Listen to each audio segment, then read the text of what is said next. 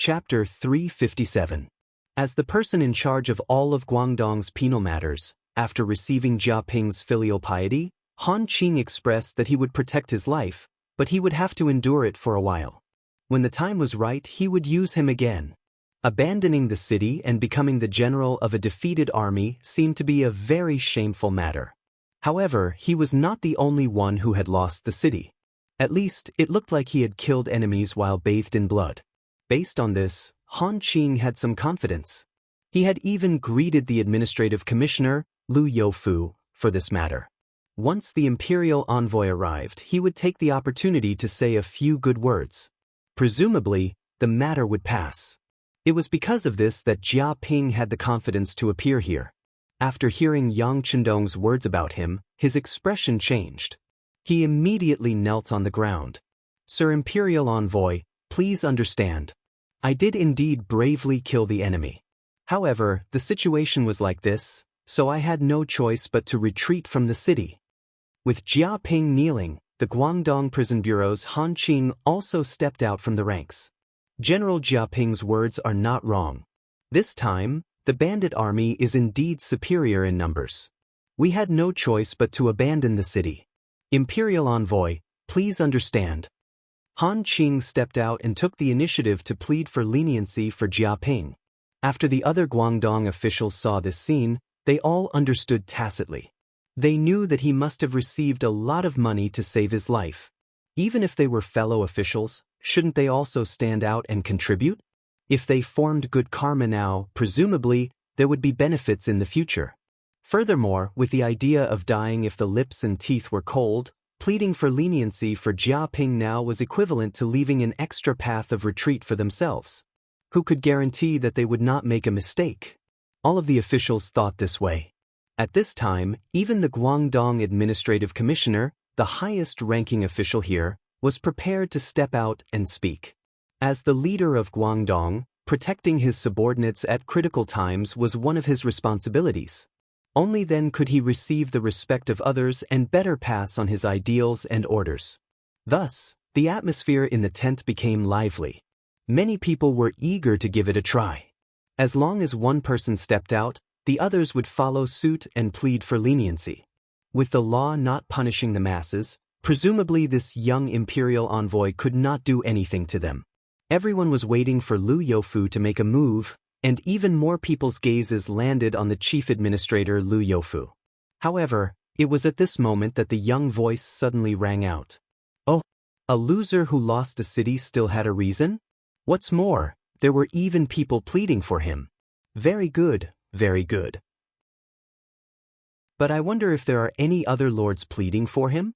Come, let this duke and this imperial envoy take a look. Let us see how united your Guangdong officials are." Lu Youfu, who was about to take a step forward with his right leg, suddenly stopped in his tracks. From these words, he felt a killing intent. From these words, he felt a resentment. From these words, he felt a chill that caused his heart to palpitate from head to toe. "A new broom sweeps clean." This phrase unknowingly appeared in his mind. At this moment, his body that was about to step forward hesitated. Lu Youfu didn't make any moves, and the other officials naturally watched quietly from the side. On the other hand, after Han Qing heard Yang Chendong's words, he stood there with his neck raised. With an unconvinced expression, he asked, "But what does the imperial envoy mean by this? What does it mean? It is not your turn to ask me." In response to Han Qing's interruption, Yang Chendong replied without any trace of politeness. However, his words were all merciless. After these words, Han Qing's expression became very ugly.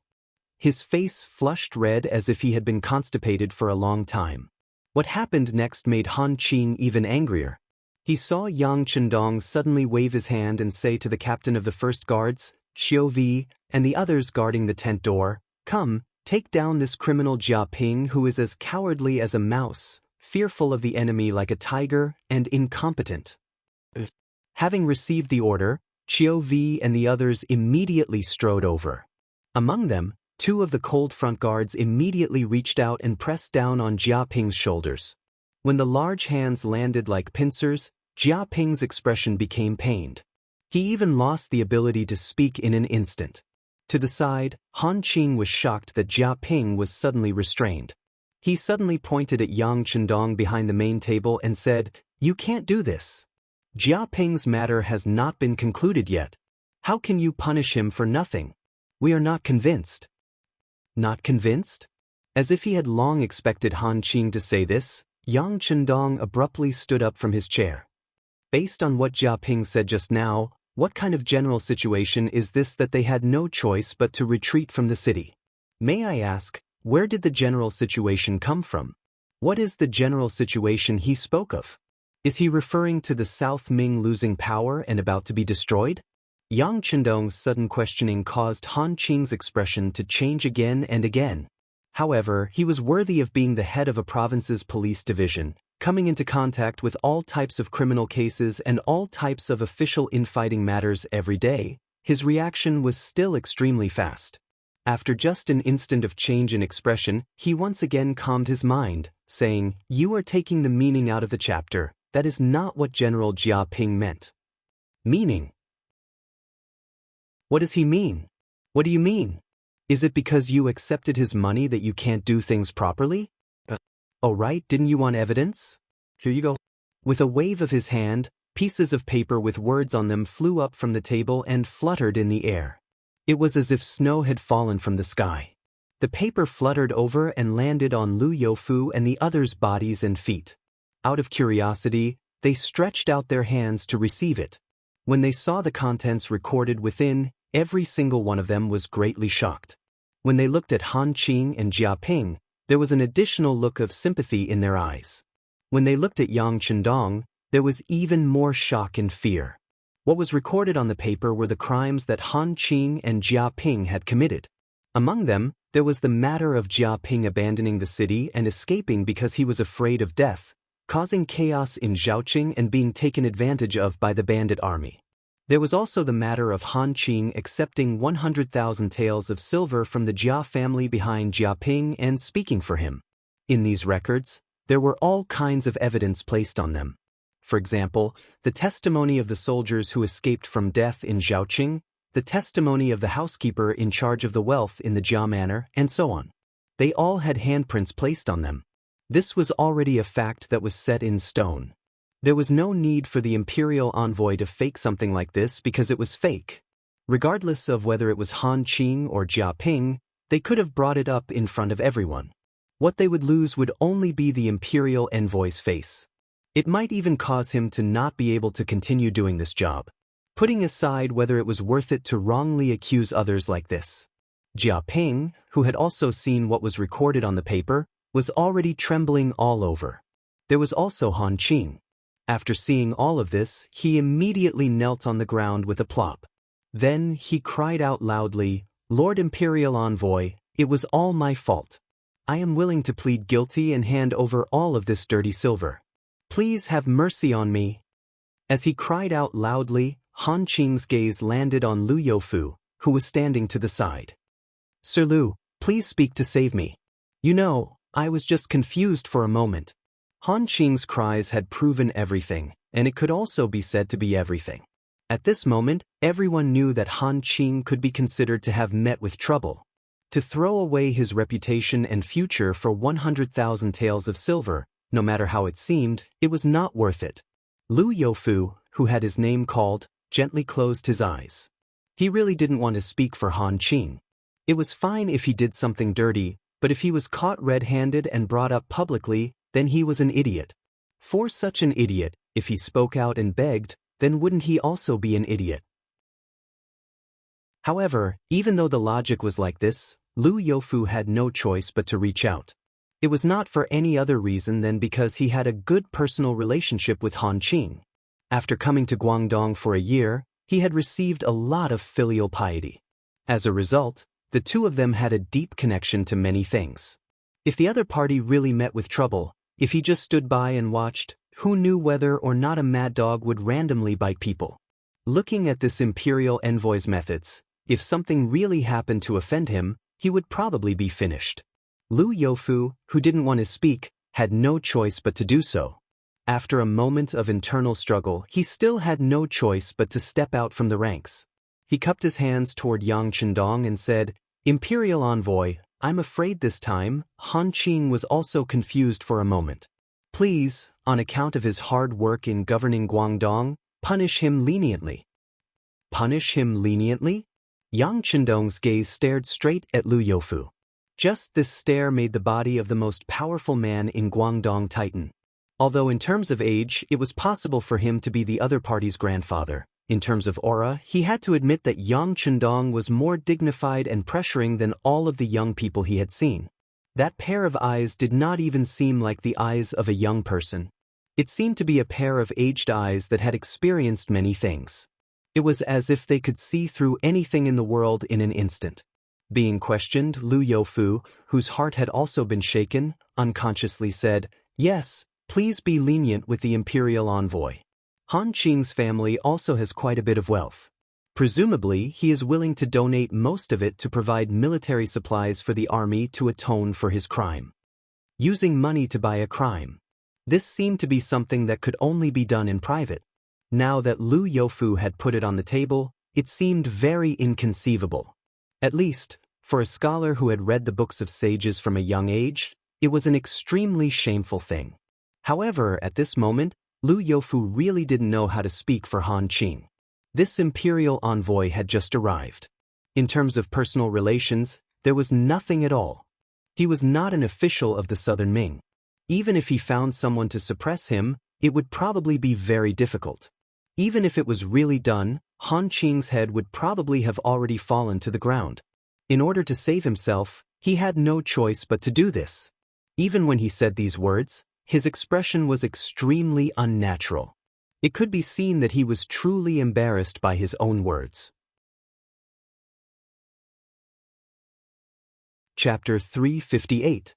When Lu Youfu said this, Guan Ying, who was standing in front of him, had an extremely ugly expression. From his point of view, the officials of Guangdong province had truly thrown away the face of the Southern Ming dynasty in today's meeting. The generals had abandoned the city and fled, and the civil officials had received dirty money.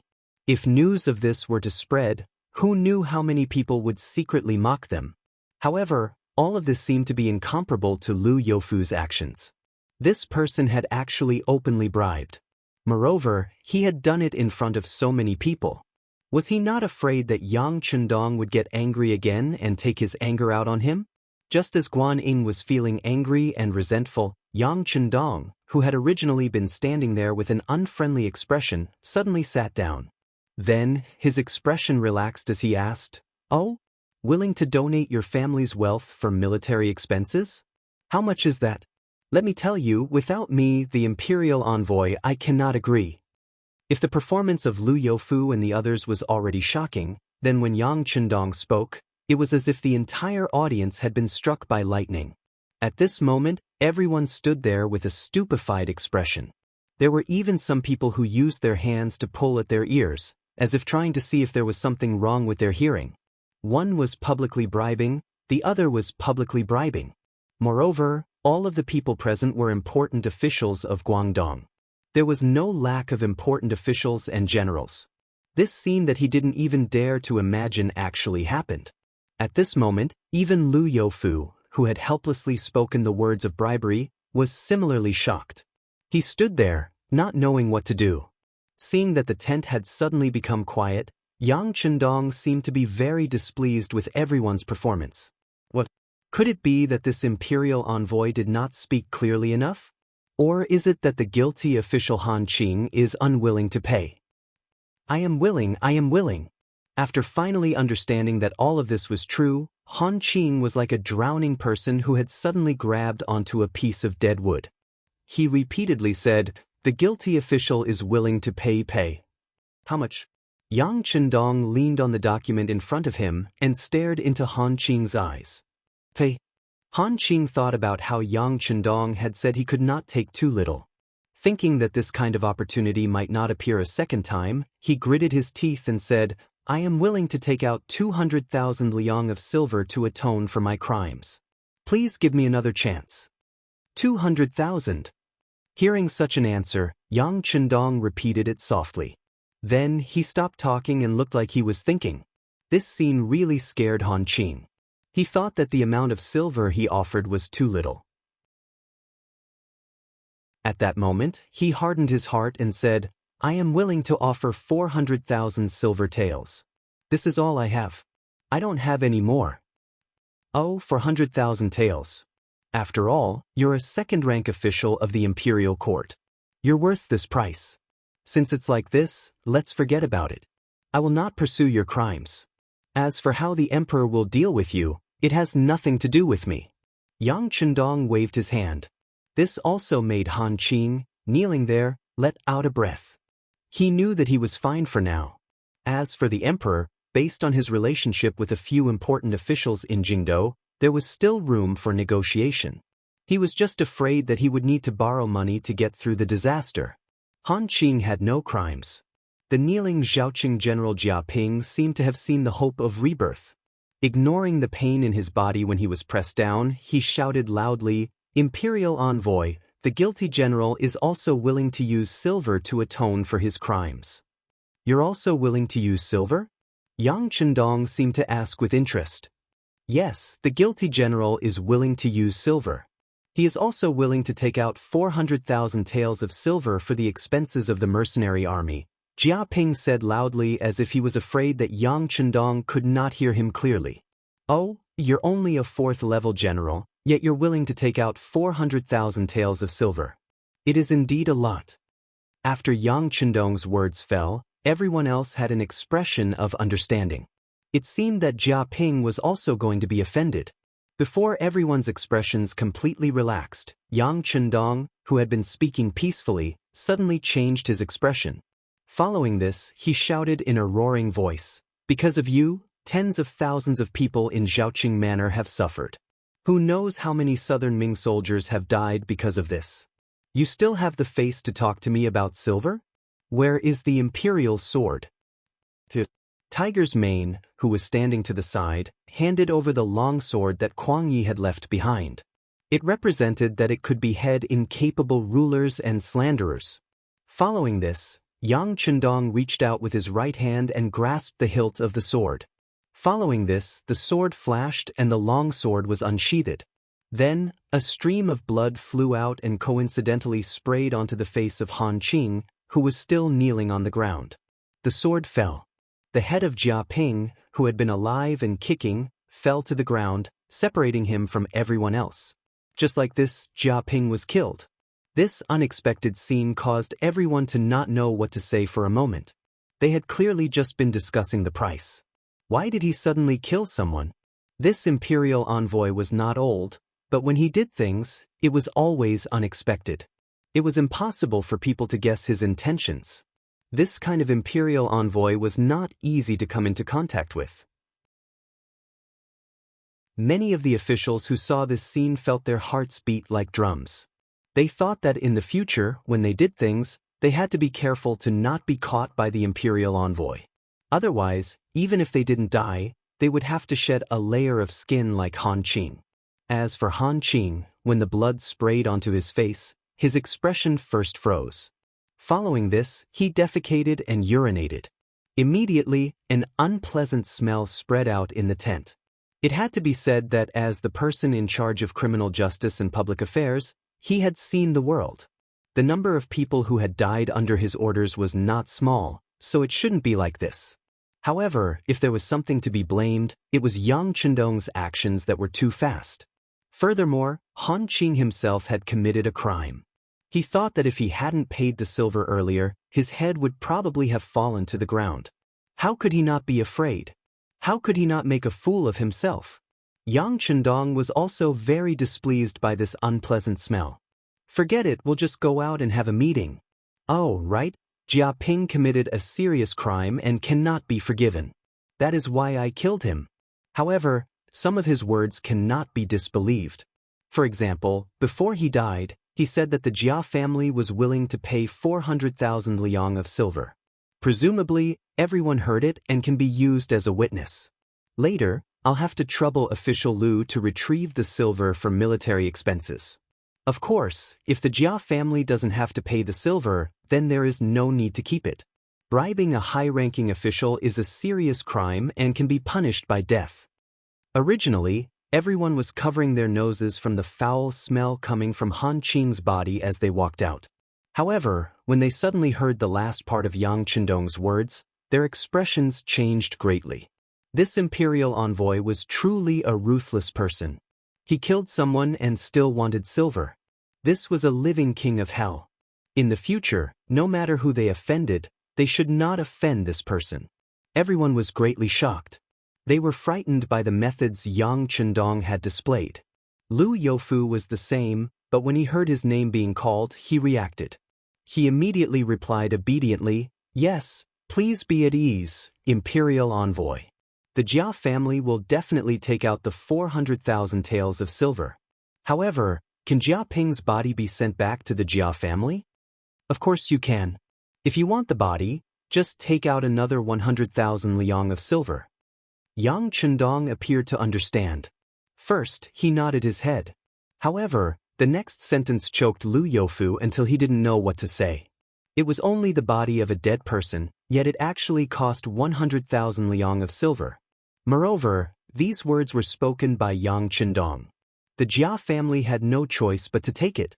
At this moment he couldn't help but feel sorrow for the Jia family. Of course, he was even more glad that he hadn't acted too excessively just now. Otherwise, even if he didn't die, he would have been skinned alive. Lu Youfu didn't believe that Yang Chendong would let him go just because he had something on Han Qing. He even thought that the other party must have some evidence of his crimes in his hands. However, because his performance was acceptable, he didn't take it out. Thinking this way, he felt that the matter of the Jia family had to be handled seriously. Otherwise, he was afraid that he would be implicated. After Yang Chendong finished speaking, he took the lead and walked out of the large tent. Soon after, everyone followed him out. Once they were out of the tent, the air became a lot fresher. Yang Chendong took a deep breath and said, "Is Pingle General He Xing here?" "This general is here." When his name was called, He Xing was first stunned. Then he responded and walked toward Yang Chendong. Seeing that He Xing was called, the other officials had a puzzled expression on their faces. It must be said that He Xing was a special case among all the Guangdong generals. This person wasn't corrupt and didn't fit in with the crowd. What he liked to do the most was to train soldiers. In everyone's eyes, He Xing was an unusual existence. They really couldn't think of anything. Could it be that this kind of person had fallen into the hands of the imperial envoy? If that was the case, then would there be anyone here who was innocent? While everyone was puzzled, they saw He Xing walking to Yang Chendong's side in the distance. Then, the two of them exchanged a few words. After that, this Peace Joy Mansion's general left in high spirits. Nothing happened? Everyone looked at each other. Only then did they realize that this was the imperial envoy arranging military affairs. After understanding this point, everyone was even more puzzled. What did this mean? Why did he arrange the military affairs behind their backs? Could it be that he didn't believe in their loyalty to the Southern Ming Empire? Of course, these thoughts were only in their hearts. If there was anyone who dared to stand out and criticize Yang Chendong, they would have already lost their courage. On the other side, after He Xing was called away, Shao Province's General Yu Guang was also called over. Then he nodded and quickly left the place. After taking their seats, Yang Chendong turned around and looked at everyone with a smile. "I'm sure everyone must be hungry after being busy. Lord Lu, have you prepared something to eat?" It's ready. Everything has been arranged in Ganzhou City. Imperial Envoy, please go ahead." Seeing that the official business was finally over, Lu Youfu couldn't help but feel relieved. He responded with a smile.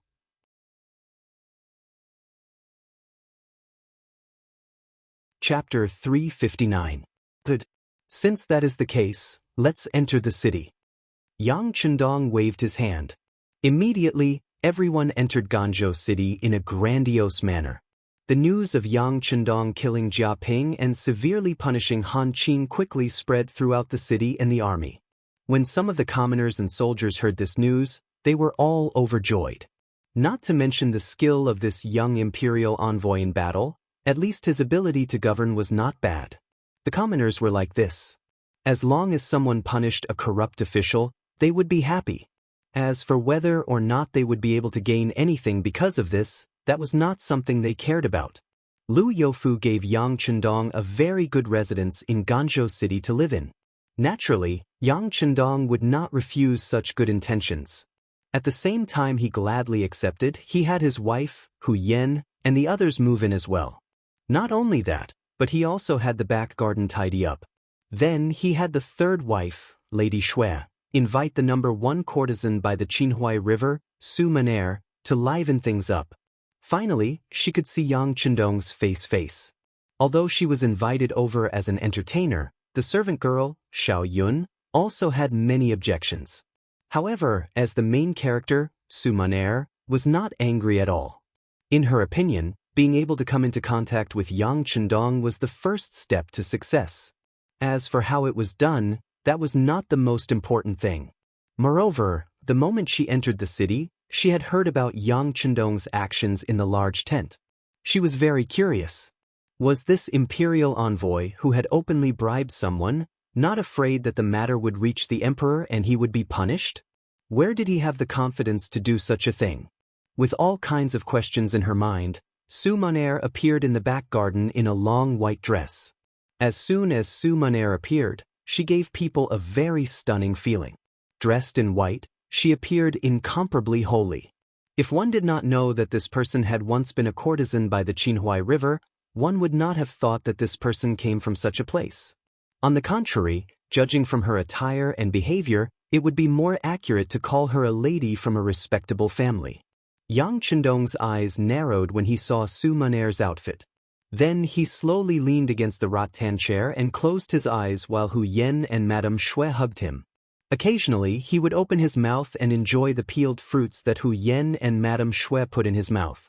Strictly speaking, Yang Chendong's actions were somewhat disrespectful. However, as if she was used to such things, or perhaps she was already mentally prepared, Su Maner was not angry. Instead, she gently tested the pipa in her hand and began to play. She was singing the song, Wishing We Last Forever, by Yang Chendong. It had to be said that the sound coming from Su Maner's mouth was indeed different. Even Madame Shui, who was good at this, kept nodding after hearing it. It was obvious that she approved of Su Maner's playing skills. Yang Chendong sat on the rattan chair with his head slightly tilted back. The corners of his mouth curled into a gentle smile. His right hand tapped gently on the armrest of the rattan chair as if he was immersed in it. He was in a good mood. Yang Chendong was in a good mood. Hu Yen and Madame Shui, who were sitting beside him, also looked happy. Even Tiger's Mane and Beta Persei, who were standing not far behind, looked happy.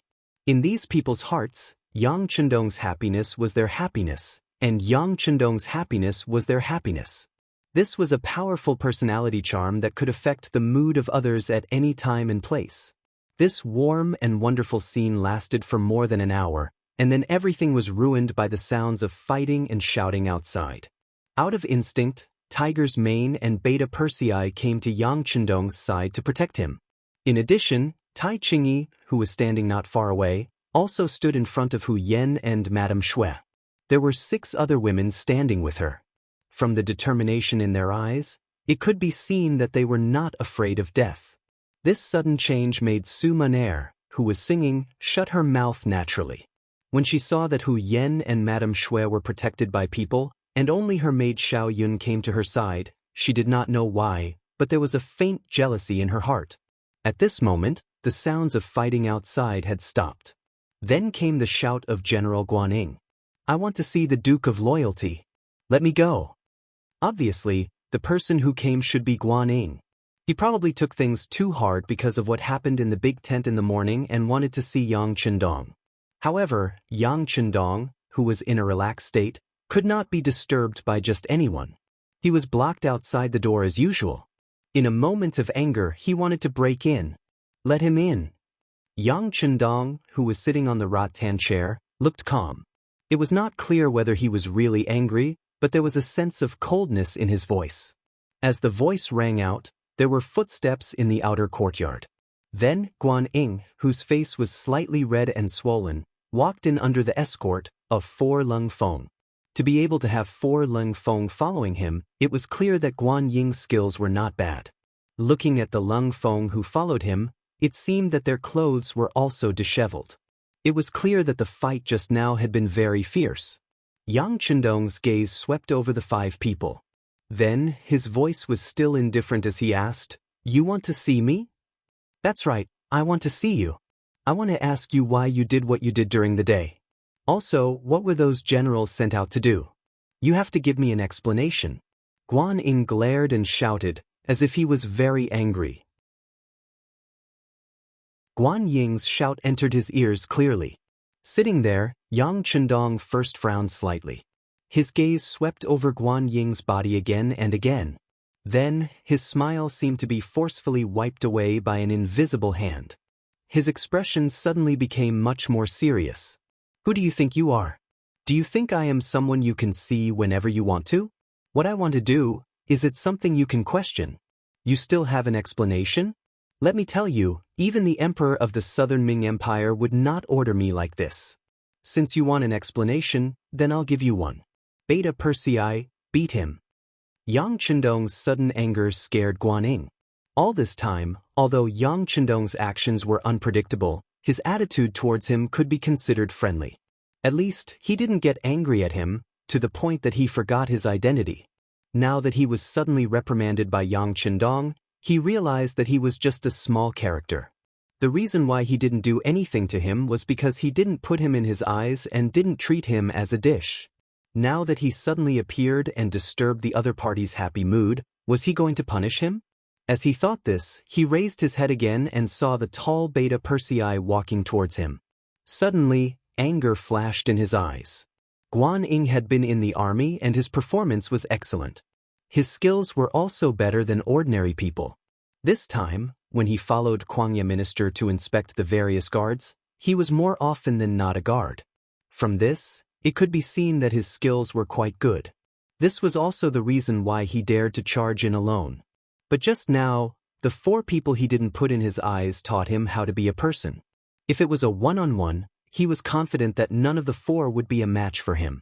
But in a group fight, the 4 people cooperated very well and he quickly fell into a disadvantage, to the point that he was pressed to the ground. This was already quite embarrassing. Now, Yang Chendong only sent 1 person. Although he was tall, this didn't mean anything. Sometimes, a tall and strong person didn't necessarily win in a fight. Strength didn't mean everything. Flexibility and timely exertion of strength were more important. Good.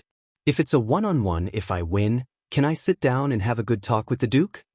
Seeing that Beta Persei was already in front of him, Guan Ying knew that he had to fight, so he asked Yang Chendong loudly. "Haha." Guan Ying's shout attracted a burst of laughter from the surrounding people. This laughter was like a slap to Guan Ying's face, making him feel humiliated. "You're going too far." Guan Ying didn't get a reply from Yang Chendong and was instead ridiculed by the crowd. In his anger, he immediately stomped on the ground and flew up. Then, with a step in the air, he kicked at Beta Persei's head. This kick was fast and accurate. If Beta Persei was really stepped on, he would probably fall to the ground. Without resting for a month, he would never be able to recover. Seeing this kick land, Su Maner, who was watching this scene, couldn't help but cover her mouth with her white fingers.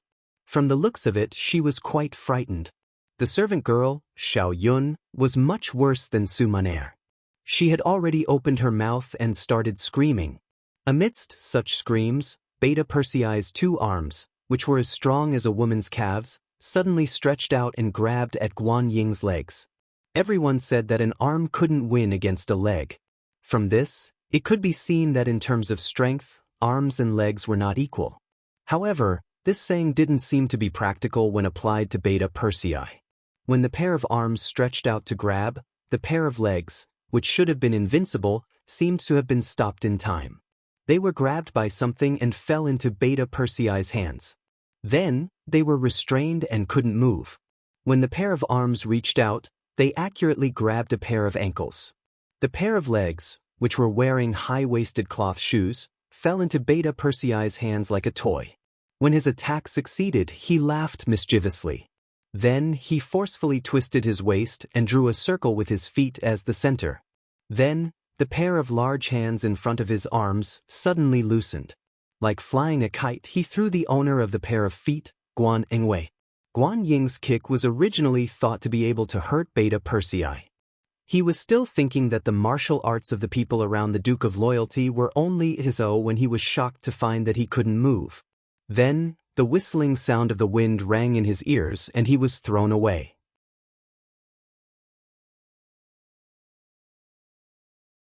Chapter 360.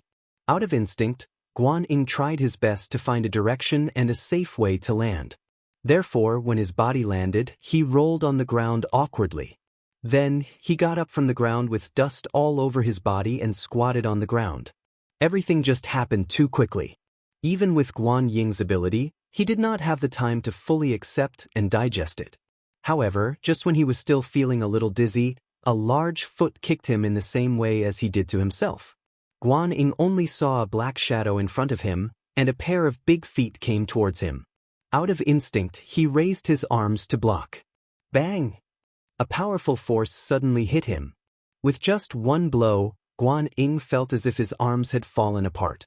His whole body was also pushed back by the huge force. During this process, even though his feet forcefully rubbed against the ground in an attempt to stop, the force was too great. Even the soles of his high-waisted cloth shoes were worn out, revealing the soles of his feet. His body still flew back 4 to 5 meters before coming to a stop. Just as his body stopped, the black shadow rushed over again. This was Beta Persei's hot pursuit. As Yang Chendong once said, "Take advantage of the enemy's weakness, take the enemy's life. Kindness to the enemy is cruelty to oneself." He had gained the upper hand with one move and followed up with another attack. A pair of strong, thick arms had already reached over, and his fists turned into palms. He grabbed Guan Ying's body, which was still in shock and dizzy. After 2 consecutive blows, Guan Ing had lost his previous accurate judgment, so Beta Persei easily grabbed his arms and lifted him up.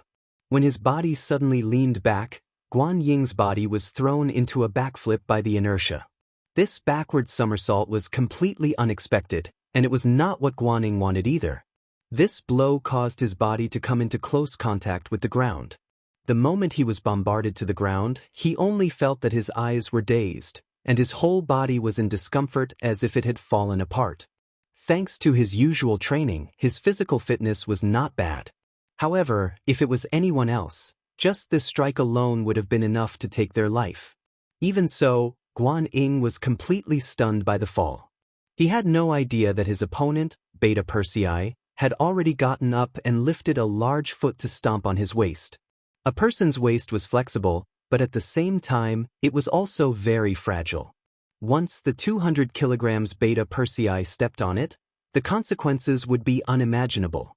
Even if they didn't lose their lives, they wouldn't be able to stand up for the rest of their lives. Fortunately, at this moment, Yang Chendong's voice suddenly rang out. "All right, stop." As soon as this voice rang out, Yang Er, who had a ferocious expression on his face and was about to land his foot on the ground, suddenly froze. He stood there motionless, as if he was one of the 7 fairies who had been immobilized by Sun Wukong. After maintaining this posture for about a breath of time, the big foot moved to the side and came into close contact with the ground again. A short battle ended just like that. From the beginning to the end, Guan Ing was the first to take the initiative to attack. The rest of the time, he was on the defensive, and even took a beating.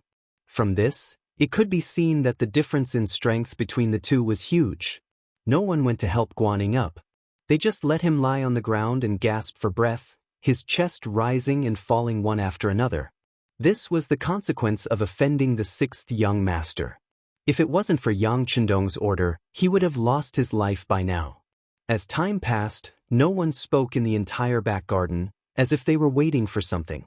After about 10 breaths of time, Guan Ing finally moved. He struggled to sit up, and then slowly stood up with his arms supporting his body. However, at this moment, no matter how one looked at it, his body was somewhat bent, and it seemed that he had suffered some minor injuries. Standing up, Guan Ying turned to look at Yang Chendong. There was incomparable anger in his eyes, but also pity and sorrow. He couldn't beat him in a fight, and he couldn't talk through it. Regardless of whether it was wealth, power, status, or skill, the two sides were not on the same level. This made him feel a sense of inferiority. He finally realized that the mission Kuangya minister had given him was not going to be so easy to complete. You're not dead yet, right? If you're not dead, then stand there and listen to me. Didn't you want me to give you an explanation? Then I'll tell you right now, I am the imperial envoy, and it was your minister Kuangya who begged me to come. Since I am the general at the front, I naturally know what to do. I don't need anyone to teach me. Do you understand? Looking straight at Guan Ying, Yang Chendong's voice rang out in the courtyard. Yang Chendong was emphasizing his identity. Hearing this, Guan Ying instinctively nodded. Naturally, he knew these things. He also knew that as the imperial envoy and the general at the front personally appointed by the emperor, he did indeed have the power to do anything. He was angry that the other party didn't tell him what he was going to do and didn't discuss the matter of sending out the army. This made him feel a sense of inferiority. Guan Ying nodded. Yang Chendong continued, "It's good that you know these things. As for killing Jia Ping as Zhaoqing general, he led the escape and caused the morale of the army to be in chaos. Tens of thousands of civilians were trapped in the city and killed by the bandits. Shouldn't he be killed for his actions? Han Qing, as an important official of the country, actually accepted bribes. It shouldn't be a problem to heavily punish him. The emperor has said that we can take the money for the mercenaries ourselves. This is just one way of taking it. Wanting the horse to run but not giving the horse grass, this is not something I can do. As for the matter of moving the army, this is a secret. If I publicly announce the plan, can you guarantee that the military plan will not be leaked? Will it not be known by the bandits? You should wake up. I have my own plans for what to do. As for whether you can understand or not, this is not my problem. It is your problem. If it must be said, it is you who is cooperating with me and not me who is cooperating with you. When you encounter a problem, it is best if you can think it through. If you can't, then think hard. If you can't think it through, you can go back to Nanjing and be an official of the Ministry of War. That will save you the trouble of worrying here." Yang Chendong's voice carried some severity. Those familiar with Yang Chendong knew that if he could be strict with you, it meant that he still thought highly of you. On the other hand, if he didn't even want you to do it, then he was truly giving up on you. That was the most fatal thing. After saying this to Han Qing, Yang Chendong waved his hand. He didn't care whether the other party understood or not. He said loudly, "Okay, today is the first time you barged in like this, and it will also be the last time. But if something like this happens again, I will take your life. You can leave now. I still want to listen to music. Don't disturb my mood." After saying this, Yang Chendong leaned his body against the rattan chair and then slowly closed his eyes. Madame Shui, who was sitting beside Yang Chendong, saw her husband's behavior and couldn't help but smile. She then looked at Su Monair, who was still in shock, and said, "Miss Su, please continue." Su Monair replied mechanically. Then she readjusted her state of mind. After that, a pleasant voice came out from her mouth and entered Yang Chendong's ears, causing his expression to become one of enjoyment and joy once again. Amidst such a beautiful voice, Guan Ying dragged his injured body out of the back garden. Yang Chendong had finally given him an explanation. From the other party's words, he didn't seem to have gone overboard. As an imperial envoy, he had appeared in the unfamiliar environment of Guangdong. If he couldn't break through with his first 3 strikes, how could he make others listen to him? Looking at it now, he had done it. Now, speaking of the imperial envoy, from Lu Youfu to the insignificant officials who had seen this scene, all of them felt their hearts tremble. This made everyone pay extra attention to his orders. Wasn't this what Guan Ying himself had hoped to see before? He thought that perhaps this was the method of the Duke of Loyalty and Courage. Now that the move had been used, it was up to whether or not he could really quell the rebels. In the rebel camp. In the government office of the former Zhaoqing Manor, Huang Yuliang was gathering his generals for a so-called military meeting. Ever since Ingzong was defeated at Tuma Fortress 2 years ago and lost 500,000 elite soldiers, the powerful Great Ming dynasty began to decline. Zhu Qizhen, who had retreated to Nanjing, established the capital here and established the Southern Ming dynasty. In order to fill the national treasury, the Southern Ming dynasty added a lot of excessive taxes. When it fell on the commoners, it was unspeakably bitter and the people had no way to make a living. It was under such circumstances that Huang Xiaoyang brought a group of brothers to start a peasant uprising in Guangdong.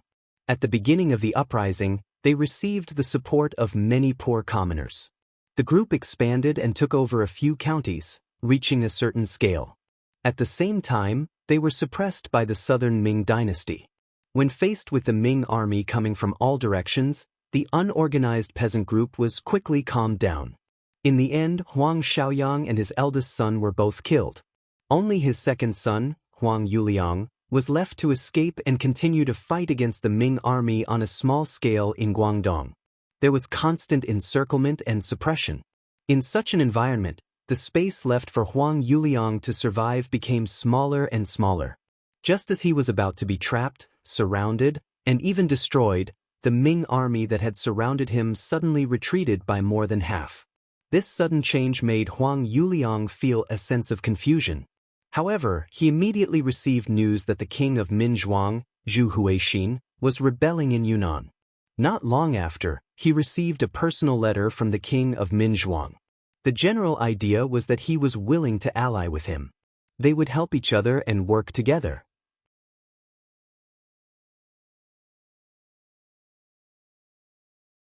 Chapter 361. Zhu Hua's appearance messed up the situation and gave Huang Yuliang a chance to catch his breath. Using this chance, he finally stabilized his footing. The initial defense turned into a timely counterattack, and now the siege of the city. His army had expanded to 150,000 people, and the number of citizens under his rule had reached close to 1 million. In Zhaoqing Manor, after a round of fighting, smashing, looting, and burning, the place was in a mess. Even sitting in the manor, one could still smell the smell of burning houses in the air. Huang Yuliang sat on the main seat and casually glanced at his subordinates. He lightly knocked on the desk in front of him, and the noisy hall instantly quieted down. Everyone, we have conquered Zhaoqing. Our forces have expanded by another step. This is something worth celebrating. It is enough to prove that the Southern Ming Empire is rotten, and they are no match for us. Ha! These encouraging words made everyone in the hall burst into laughter. Almost all of them had arrogant looks on their faces at this moment. It was as if the world would soon be under their control. Huang Yuliang also laughed along with everyone, but he quickly stopped laughing. Zhaoqing Manor is not our target. According to the plan discussed with Zhu Huihua, we need to conquer the Guangzhou Manor, and even the entire Guangdong province. Only then can we better suppress the Southern Ming Empire's military strength, make our name known, and expand our forces. So, we need to keep advancing and advancing. Yes, we cannot be satisfied. There are more wealth and beauties waiting for us. We need to continue attacking.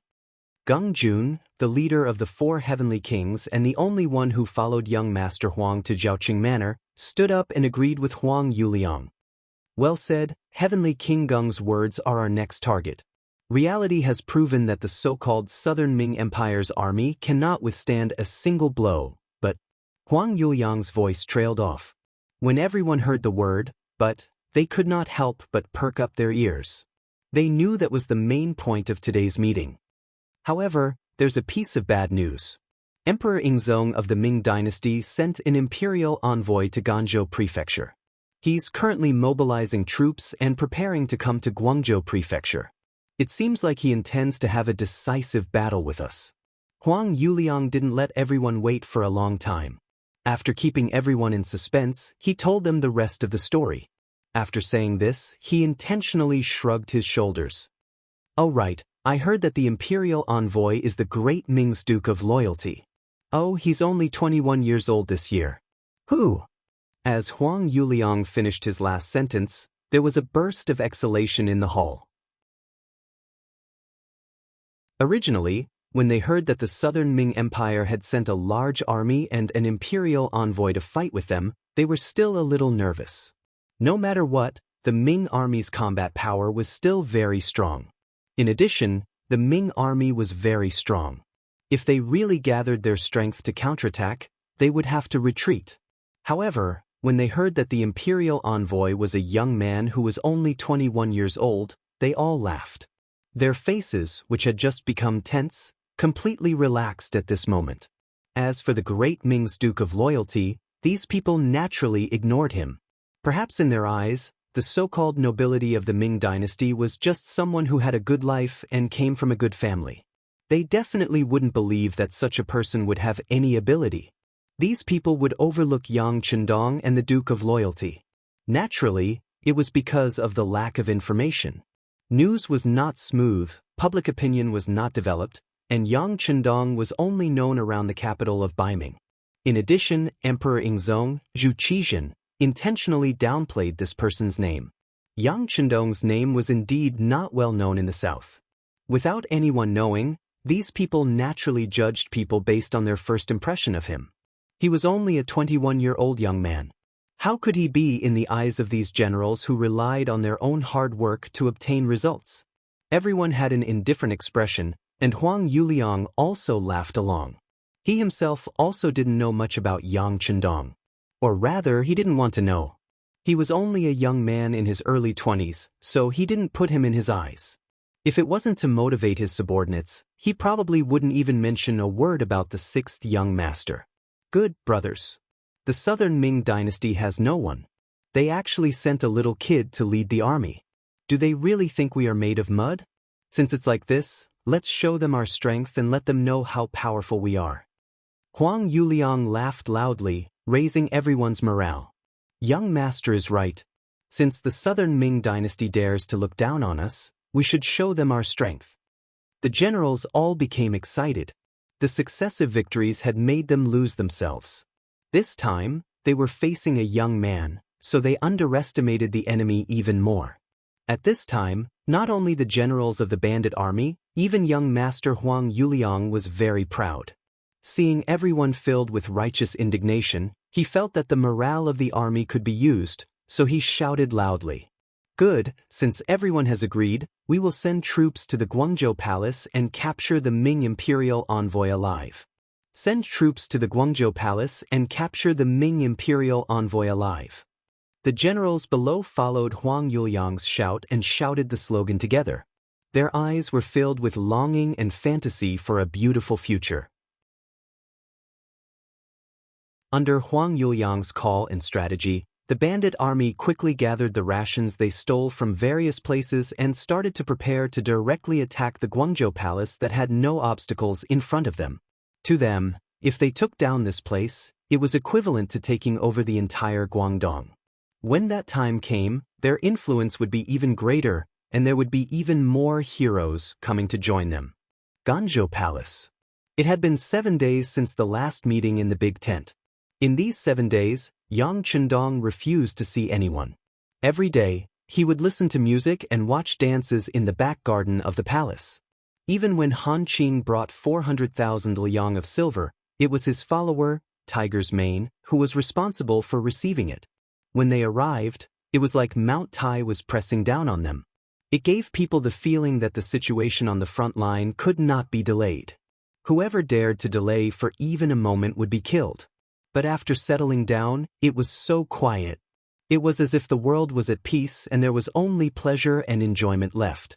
This kind of contrast made many people unable to understand. However, due to the fact that Yang Chendong had killed Jia Ping and punished Han Qing, he was too ruthless. Although everyone couldn't figure it out, no one dared to ask. The entire situation seemed to have stopped here. Yang Chendong relied on the name of the imperial envoy and his decisive actions last time to make everyone feel afraid. No one dared to disturb him. In comparison, the Guangdong political commissioner, Lu Youfu, and General Guan Ying did not receive such treatment. The palace they were temporarily staying in was filled with people and carriages every day. Many people came to ask about how to deal with the upcoming battle. As the Guangdong political commissioner, Lu Youfu was more worried about the situation in Guangdong than anyone else. After all, if there was a big problem here, he would certainly be at fault. He had originally been shocked by Yang Chendong's methods when he first arrived. He thought that with such an imperial envoy, the Guangdong matter should not be difficult to resolve. But after 7 days, there was suddenly no movement, and he couldn't sit still any longer. Until one day he suddenly received a battle report saying that Huang Yuliang's bandit army had already set out from Zhaoqing Palace. When the army's vanguard headed straight for the Guangzhou Palace, he could not sit still no matter what. Men, prepare horses. We are going to General Guan's palace. In General Guan's palace, Guan Ying was writing a battle report in his study. The so-called battle report was Guan Ying's daily report of the battle on the front line to the southern Ming court. If there was a battle and there were results, it could be reported twice a day, or even thrice a day. But now, even if it was a battle report a day, Guan Ying did not know how to write it. Speaking of which, Guan Ying was slightly different from normal generals in the army. He had studied before and had even become a shiozai. It was only because he had no hope of becoming a shiozai that he changed careers and joined the army. Because of his quick thinking and outstanding performance, he was recognized by Kuang Yi and was transferred into the military. It was not difficult for a shiozai to write a battle report. But now, the same thing in his eyes was giving him a headache. He didn't want the emperor and Minister Xie to worry, but he couldn't go against his will and report the war. Helpless, Guan Ying painfully wrote on the white paper that today was peaceful, the 3 armies didn't move, and everything was as usual. After writing this, he called for a personal attendant and had him report it to the relay station. After sitting down, Guan Ying stood in front of the window and moved his waist, which had not fully recovered from the injury. 7 days ago, after being taught a lesson by Beta Persei, he endured the pain in his waist and returned to the palace. Then he lay in bed for 3 days. Even the battle report was written on the bed. After 3 days, he could get out of bed and walk. He had been looking forward to Yang Chendong's next move. But after waiting for another 4 days, there was still no movement. Gradually his heart, which had been calmed by Yang Chendong's words, became restless again. Standing in front of the window and thinking about what Yang Chendong had said to him, Guan Ying's expression became more and more confused.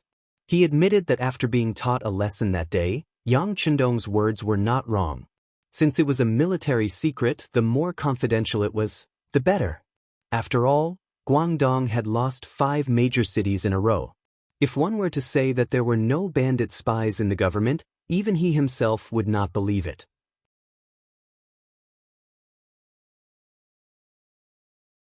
Chapter 362.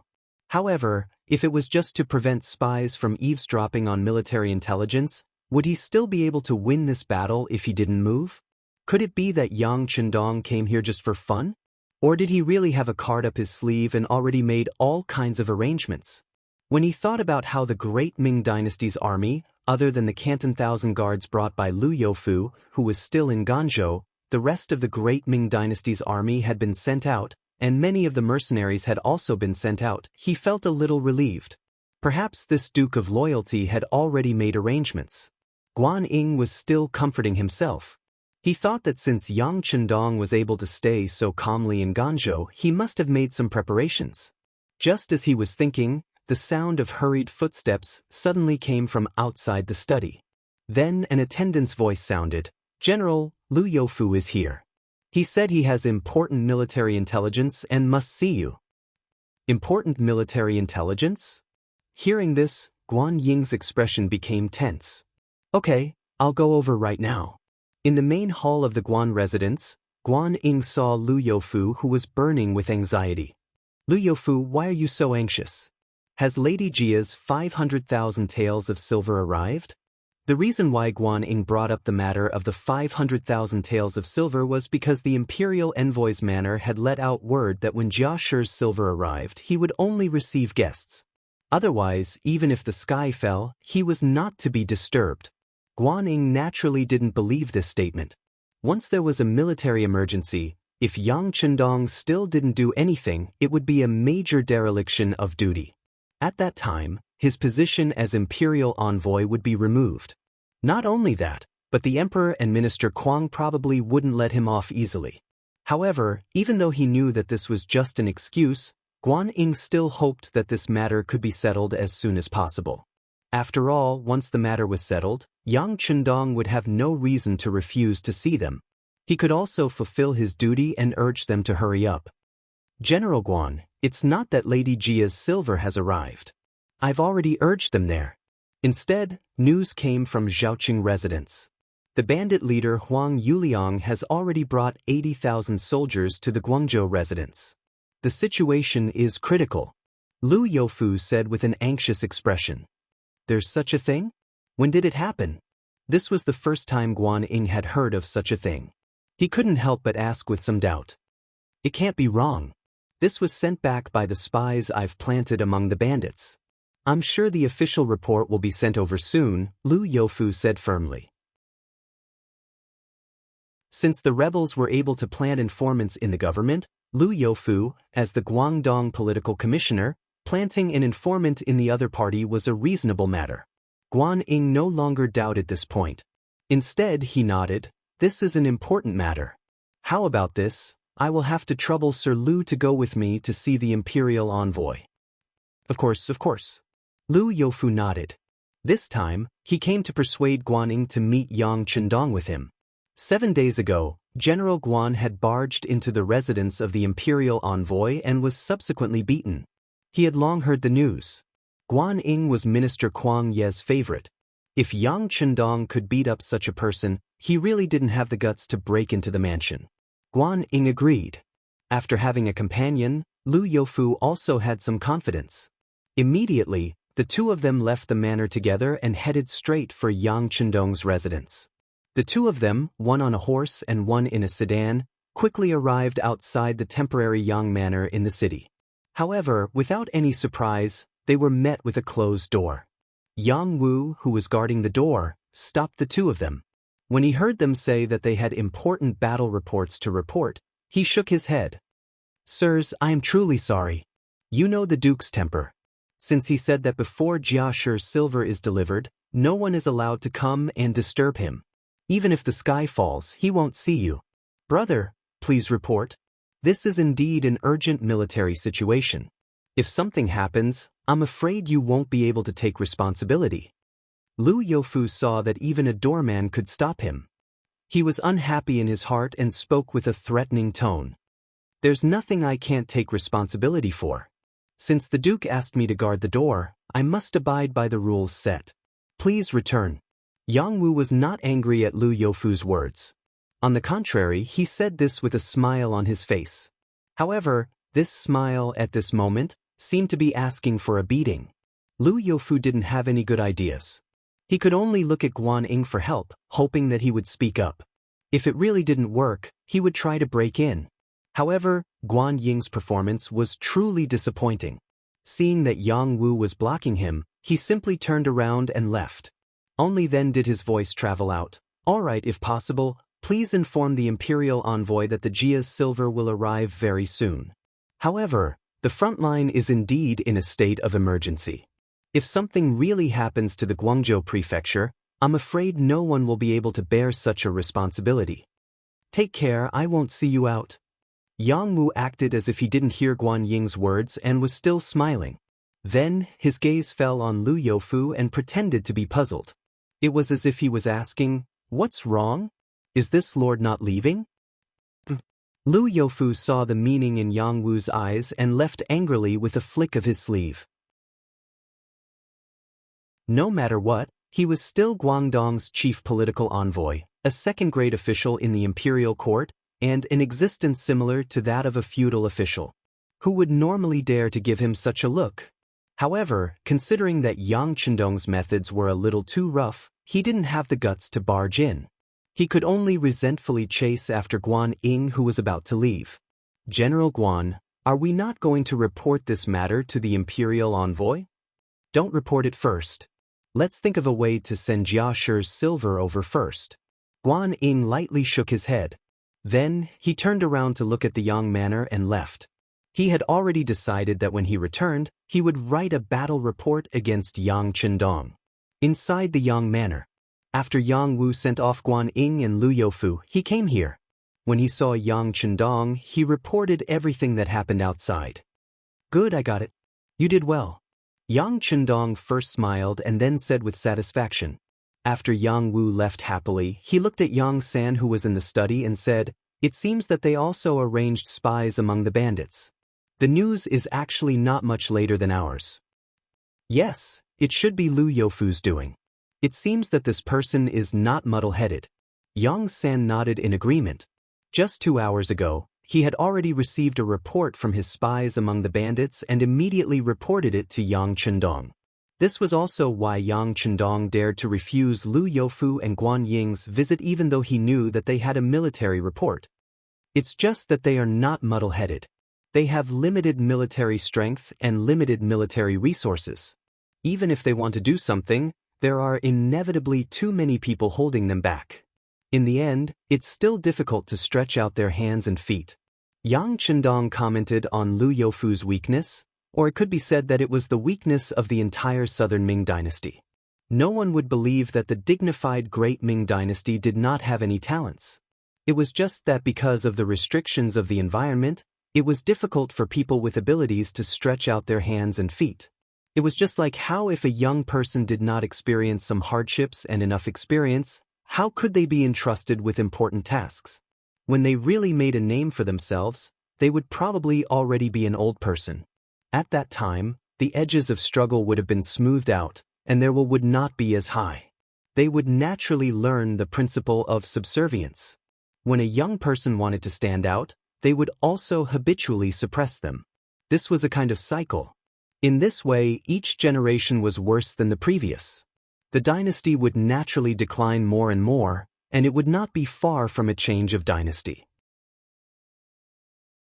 Sign that the great Ming dynasty was going downhill from prosperity, Yang San, who was standing on the side, said carefully, "Young master, we found some unexpected circumstances regarding Miss Su's matter." Unexpected circumstances? Tell me. Yang Chendong's interest was piqued. He had always been curious about why Su Munaer would appear by his side. Since she was the #1 courtesan by the Qinhuai River, she naturally did not lack money. If she was willing, it would not be difficult for her to marry into a noble or minister's family as a concubine. However, she just had to appear by his side and did not seem to want to leave. Why exactly was this? Through observation, Yang Chendong discovered that the other party did not worship him much. This could be felt from the first time they met. If it was not worship, it was even more illogical for him to act like this. This was why he ordered the Security Bureau to investigate this woman's background properly. He even emphasized that they had to start from her background and the people she came into contact with. Yang San first nodded in agreement, then said in a very careful voice, "Young master, according to your instructions, we first started from Miss Su's background. It was from there that we found out the difference. Although there were many rumors about her background, we finally found out that Miss Su actually came from an official's family. Her grandfather was once the left assistant minister of the Nanjing Sixth Ministry of Rites. His surname was Su and his name was Cheng. He was extremely talented." Su Cheng? Recalling this name in his mind, Yang Chendong nodded. "That's right. I know this person Su Cheng. He is indeed talented. He was even praised by Zhu Di, the founder of the Ming dynasty." "That's right. We also found out that this Su Cheng originally wanted to be transferred from Nanjing to Beijing to be an official. However, perhaps because his performance was too stunning, not long after, he was found guilty of bribery and corruption. Not long after, he died in prison. Then, his family was sent away. Miss Su was in this family. However, her luck was not bad. At that time, she was not in the Su residence but in the countryside. Thus, she avoided disaster. That's right, the person who accused Su Cheng at that time was the current Minister of Rites of the Southern Ming Dynasty, Lu Da. Lu Da? Interesting." When he heard this, Yang Chendong's lips curled into a smile.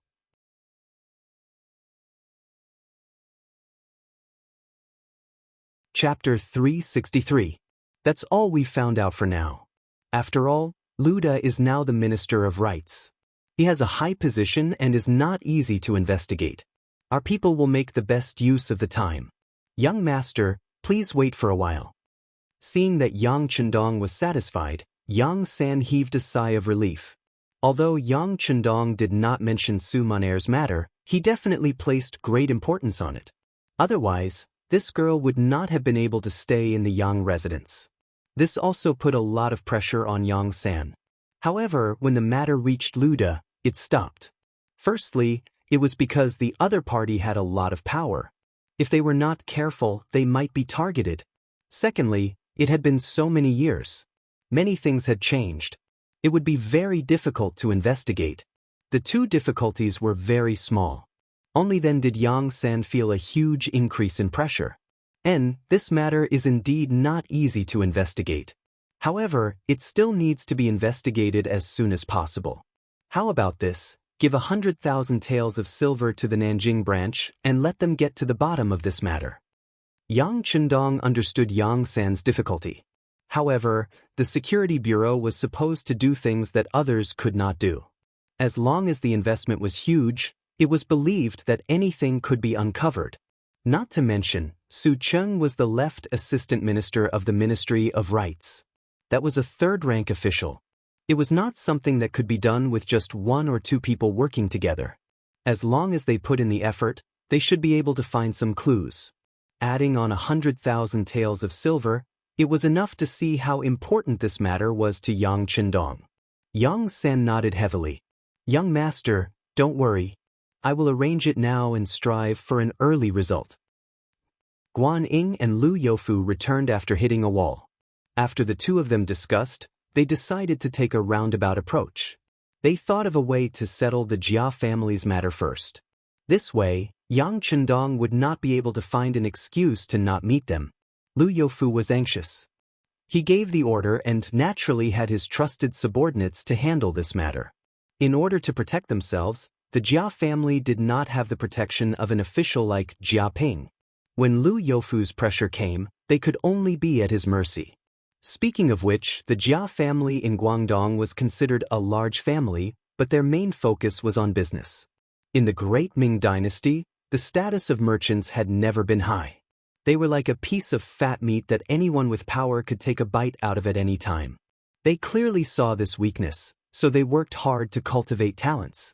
That was why they had Jia Ping as a general. Although he was only a fourth-grade military officer, he was still considered a member of the bureaucracy. When he did some things, he had some confidence. Unfortunately, this confidence was destroyed by Yang Chendong's appearance as an example to others. After the Jia clan lost their backing and Lu Youfu's pressure, they quickly gave in. The 500,000 taels of silver were delivered to Gan province in just 5 days. When the silver finally arrived, Lu Youfu excitedly called Guan Ying to go with him to the Yang residence.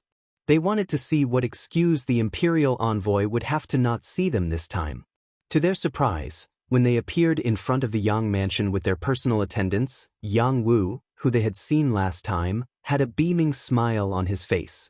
He even opened the mansion's doors wide and welcomed them warmly. Seeing this reality, Lu Youfu couldn't help but lightly snort. Then he and Guan Ying walked into the Yang residence and arrived at the main hall. Not long after, Yang Chendong walked in under the protection of Tiger's Mane and Beta Persei. As soon as he entered, he smiled and cupped his hands. 1 tael of silver is not bad. This matter has truly been hard on the two of you. Yang Chendong had once served as the Northern Ming's general of Agile Cavalry, which was a second-rank military official position. He himself was also a loyal duke of the Great Ming. In addition, he was currently serving as an imperial envoy. When he was this polite, the two people had no choice but to promptly stand up and cup their fists to return the greeting. Imperial envoy Darren is too polite. Please take a seat, please take a seat. Alas, when it comes to silver, this imperial envoy is also very helpless. I'm afraid you also know that this time, we came to Guangdong on the emperor's orders to quell the rebellion. The national treasury did not give us a single tael of silver. It said that before the 3 armies move, the provisions move first. What should this imperial envoy do? Fortunately, Xiao Shangshu was there to help. After reporting to the emperor, The imperial edict allowed them to raise their own silver tails. Moreover, he also said that anything related to the rebel army could be taken away as well. This was indeed the emperor's boundless benevolence, showing compassion for the people of our generation. Although Jia Ping is a general of the Great Ming, he was defeated at the hands of the rebel army and lost a city. This can be considered a heinous crime. You too won't have any objections to taking 500,000 taels of silver from him, right? It seemed like an explanation, but in reality, Yang Chendong was using these words to tell Lu Youfu and Guan Ying that he had an imperial edict to follow for taking the silver. Even if they objected, they could not do anything. Furthermore, in the future, this kind of thing could happen at any time. When Lu Youfu and Guan Ying heard this, how could they not understand? In their hearts, they did not like Yang Chendong's greed. However, when they thought about the current crisis of the war, it was not the time to talk about this. As long as they could quell the rebels, what was wrong with letting him take advantage of them? Immediately, the two of them cupped their hands expressionlessly. They stood and said, "Imperial Envoy Darren is joking. Since the Emperor has allowed it, we will do our best to cooperate." Good. With the two of you saying these words, this Imperial Envoy's heart can be at ease. Oh, that's right, the two of you probably didn't come just to give me silver, right? Is there anything else? Yang Chendong's face carried a smile, and his attitude became warmer as he spoke. Finally, they could talk about the main topic. Lu Youfu, who had been unable to restrain himself for a long time, stood up 3 times and cupped his hands to say, "Imperial Envoy Darren, the Yellow Bandit Army has already moved from Zhaoqing Manor to Guangzhou Manor. Currently, they have surrounded the city and are attacking the city. The situation is truly critical. I ask Imperial Envoy Darren to quickly dispatch troops to relieve the siege of Guangzhou." That's right, Guangzhou Manor is in imminent danger. Does the Imperial Envoy have any plans to deal with it? Guan Ying also stood up and asked with a hidden meaning in his words. In regards to Yang Chendong's lack of action these days, Guan Ying had already reached his limit. In his opinion, this person who was rumored to have the military god's nickname did not have the ability to strategize like he thought. He only knew how to listen to music and watch dances every day. He completely had the image of a young master who enjoyed himself. He really couldn't understand why Kuang Shangshu had chosen him in the beginning. Guangzhou Manor had already been surrounded for a few days. He wanted to see how this situation was resolved. If it couldn't be resolved, how could he explain it to his superiors? Lu Youfu was Guangdong's political envoy and had just been appointed. He was worried about his position and future, so he spoke with a pleading tone. Guan Ying was the representative of the Ministry of War. He was more concerned about the overall situation. Therefore, he was somewhat disappointed with Yang Chendong. When he spoke, it was more of a questioning tone. When these two different attitudes were put pressure on Yang Chen, the atmosphere in the room became somewhat oppressive. Tiger's Mane and Beta Persei, who were standing behind him, were the first to react. They stared fiercely at the two people who were speaking with a pair of tiger eyes. Looking at them, it seemed that once Yang Chendong gave the order, they would fight. The atmosphere suddenly solidified, and Lu Youfu's heart became cold. He felt that Tiger's Mane's gaze had been fixed on him, like a dormant poisonous snake. It seemed that at any time he could jump up and attack him. He couldn't help but feel some regret. If he had known earlier, he would have brought 2 of his personal guards in. If he had truly angered the capricious imperial envoy, at least he would have had room to maneuver. Guan Ying, on the other hand, felt Beta Persei's gaze fiercely staring at him, so he also glared back.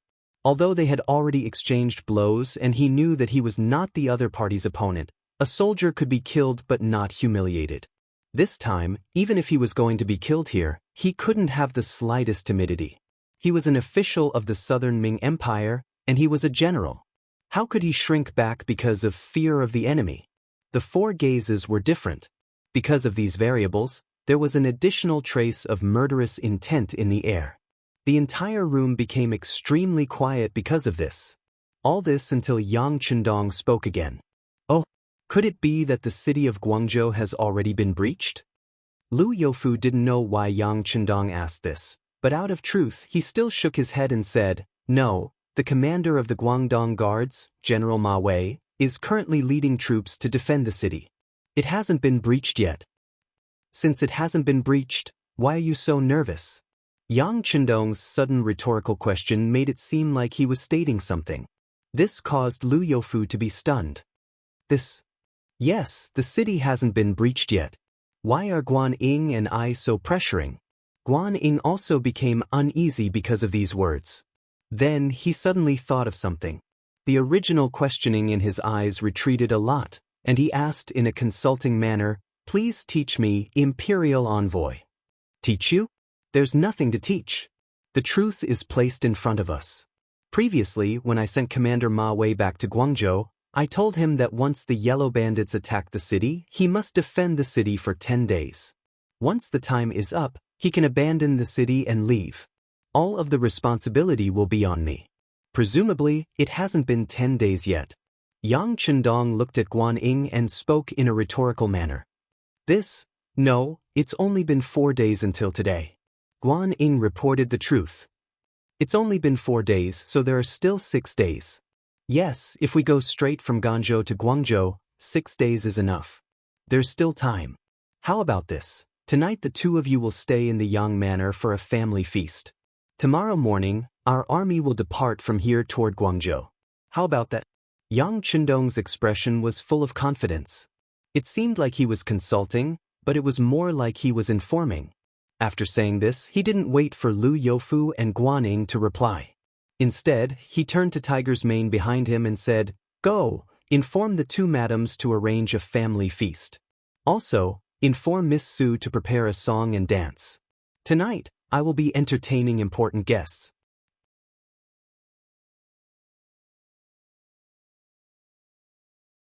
Chapter 364. In the face of a great enemy, no one would be in the mood to attend the banquet. However, considering that this was Yang Chendong's kindness, they could use this opportunity to ease the tension between the two sides. They could also test the other party's thoughts and preparations.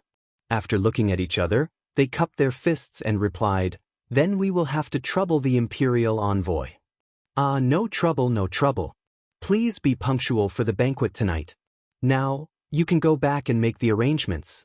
Tomorrow morning, we will leave Ganzhou and depart for the Guangzhou prefecture." Yang Chendong laughed loudly as if the matter had already been resolved. No matter what, they could finally send out their troops. When Lu Youfu and Guan Ying left the Yang Manor, there was a hint of joy on their faces. However, when the two returned to the Ganzhou Yamen and prepared to mobilize the troops and make preparations for war, they sadly realized that they only had 1,000 guards to mobilize. In other words, they only had 1,000 soldiers that could go to war. Although there was 1,000 guards outside the Ganzhou prefecture that was responsible for security, they could still mobilize them with their identities.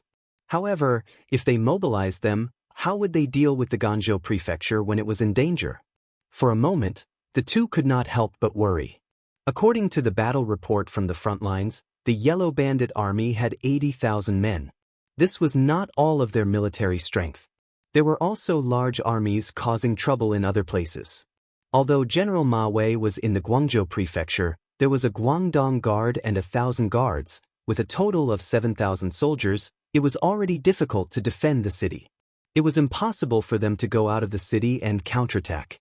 In this case, what could they do with the 1,000 men in their hands? Feeling that they did not have enough military strength, Lu Youfu looked at Guan Ying, who was following beside him, and asked, "General Guan, do you know where the soldiers from the Pingyue prefecture and Shaozhou prefecture went?" "I don't know." Guan Ying shook his head and said straightforwardly. He had asked Yang Chendong about this before and was dismissed with a casual sentence of military secrets. "I don't know." This answer clearly made Lu Youfu unhappy. However, Guan Ying was sent by the Ministry of War. Although Guan Ying's position was not as high as his, he was not his subordinate. He could not casually reprimand him. Even if he had anger in his heart, he could not vent it.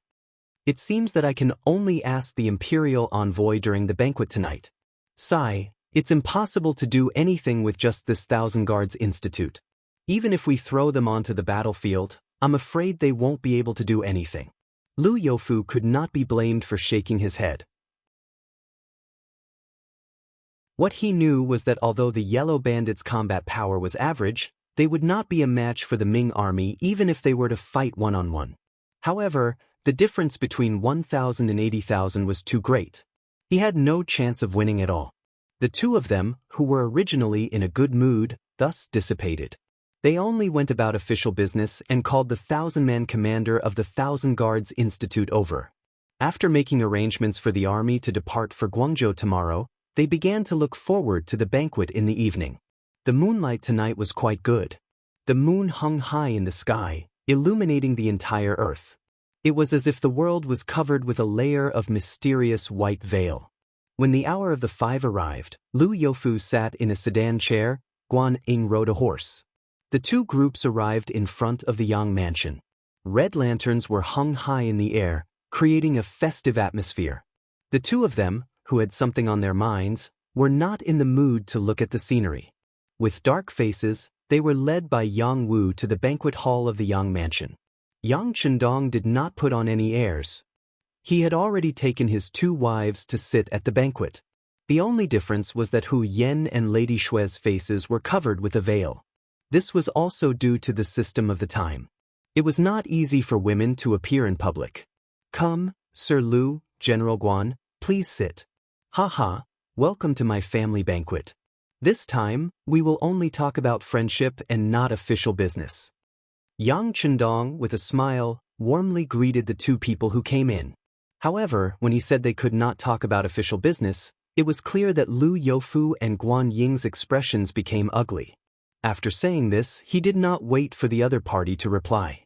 He turned his head and smiled. "Come, please invite Miss Su." After saying this, he turned his head and said to Lu Youfu and Guan Ying, "Sirs, would you like to listen to a new song I made?" Good. They were going to go to war tomorrow. The two of them had no intention of offending Yang Chendong. They would go along with what he said first. It would not be too late to find an opportunity to ask about the war later. Su Maner came out. She had a slender waist, an exquisite figure, and exquisite facial features. The moment she appeared, Lu Youfu, who had once seen her from afar, widened his eyes at this moment. He stared at her without blinking. He had to admit that this woman could indeed be said to have a fatal attraction to men. Hu Yan's beauty lay in her quiet elegance. Madame Xue's beauty lay in her enchanting temperament. Su Maner, on the other hand, vividly displayed the gentle side of a woman from Jiangnan's water villages. Each had their own merits and characteristics. A maid had already placed the guzheng. When Su Maner walked over leisurely, she first bowed to Yang Chendong and the others. Then, she pulled up her skirt and sat down. Then, she said in a very pleasant voice, "Sirs, I am not talented, but I would like to present Sword and Saber Are Like a Dream. Please appreciate it." After saying this, Su Maner gently raised her arm. Then, her slender fingers landed on the guzheng. A beautiful tune that was like the sound of nature rang out in the courtyard and drilled into the ears of everyone present.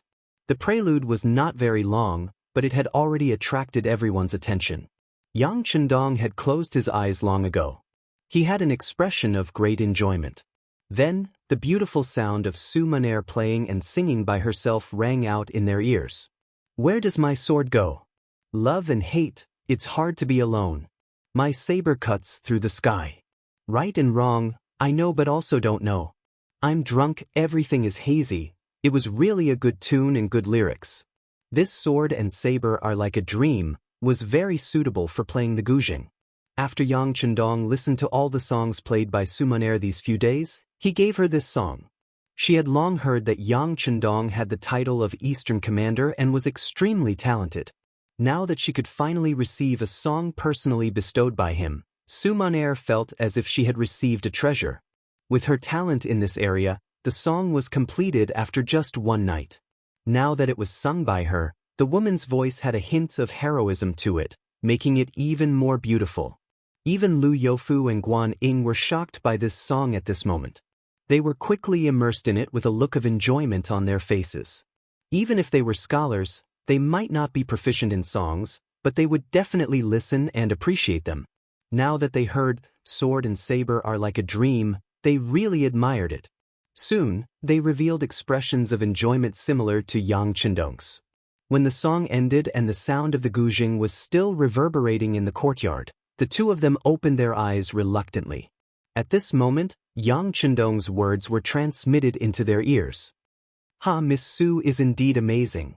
I'm afraid that only you can perform this song so wonderfully. All of this is thanks to the Emperor's grace, allowing Miss Su to come to this imperial envoy's side." Su Maner, who originally had a humble expression, had to reveal an expression of guilt.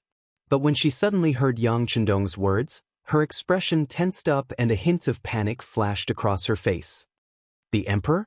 Lu Youfu was listening enthusiastically. Suddenly, when he heard Yang Chendong mention the Emperor, his face was filled with confusion. On the other hand, Guan Ying's expression was extremely normal. It was obvious that he had already known about this matter. Noticing Lu Youfu's shocked expression, Yang Chendong smiled and said, "Lord Lu, it's like this. This time, the Emperor appointed me as an imperial envoy to quell the rebels in Guangdong. Because he considered that I am young and impetuous, he was afraid that I would be too lonely on the road and wouldn't be able to find anything fun. Thus, he invited Miss Su to accompany me. Sigh, this heart of sympathy really makes this subject feel fearful. So that's how it is. The Emperor's imperial favor to the imperial envoy is truly enviable, truly enviable." Lu Youfu nodded his head as if he had just realized something. Then he said a few flattering words. These words naturally caused Yang Chendong's expression to become complacent. However, what made people disappointed was that Su Maner suddenly stood up and bowed. "Three sirs, I am truly sorry. This servant suddenly feels unwell. Please excuse me." Her bashful appearance gave people a feeling of pity. How could such a request not be allowed? Yang Chendong immediately nodded his head and said, "Since you are feeling unwell, you should go and rest. I believe that the two sirs won't blame you." Of course. We still have to thank Miss Su for bringing us such beautiful music." Lu Youfu immediately expressed his position. From his point of view, this was clearly Yang Chendong exposing everything. No matter what, Su Maner was still a girl. Of course, she would feel embarrassed. Although Guan Ying didn't say it, he also had the same thought. However, although Yang Chendong had a smile on his face, he was a little more cautious in his heart. He had originally wanted to sound her out. By publicly revealing that Su Maner was sent by the Emperor, he also wanted to keep a close eye on this matter. In this way, if she wanted to do anything to him, it would represent Zhu Qizhen's intention. He didn't expect that after this test, this girl would indeed be unable to keep her composure. Although she seemed to want to retreat with a bashful expression, who knew if it was because of a guilty conscience? In any case, the probing this time was effective. Just as Su Maner brought her maid Xiao Yun and turned to leave, Yang Chendong inadvertently glanced at the deputy chief of the security bureau, Yang San, who was hiding in the dark, also left with them. However, because this action was done very discreetly, no one noticed it. "Come, have a taste of this imperial envoy's cooking. Let me tell you, this is something we can't buy even if we spend money on a normal day." Yang Chendong's gaze turned and landed on Lu Youfu and Guan Ying, looking like a host receiving guests. "I have long heard that the imperial envoy has an expert chef by his side. This time, if I have the chance, I will have a good taste."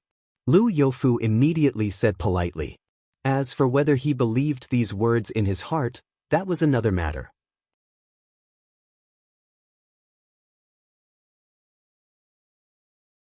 Chapter 365.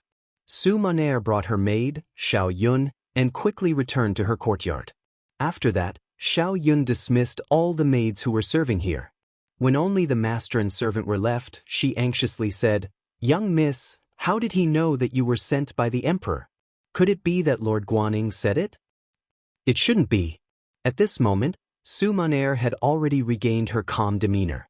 However, her eyes were wrinkled, showing that she indeed had something on her mind.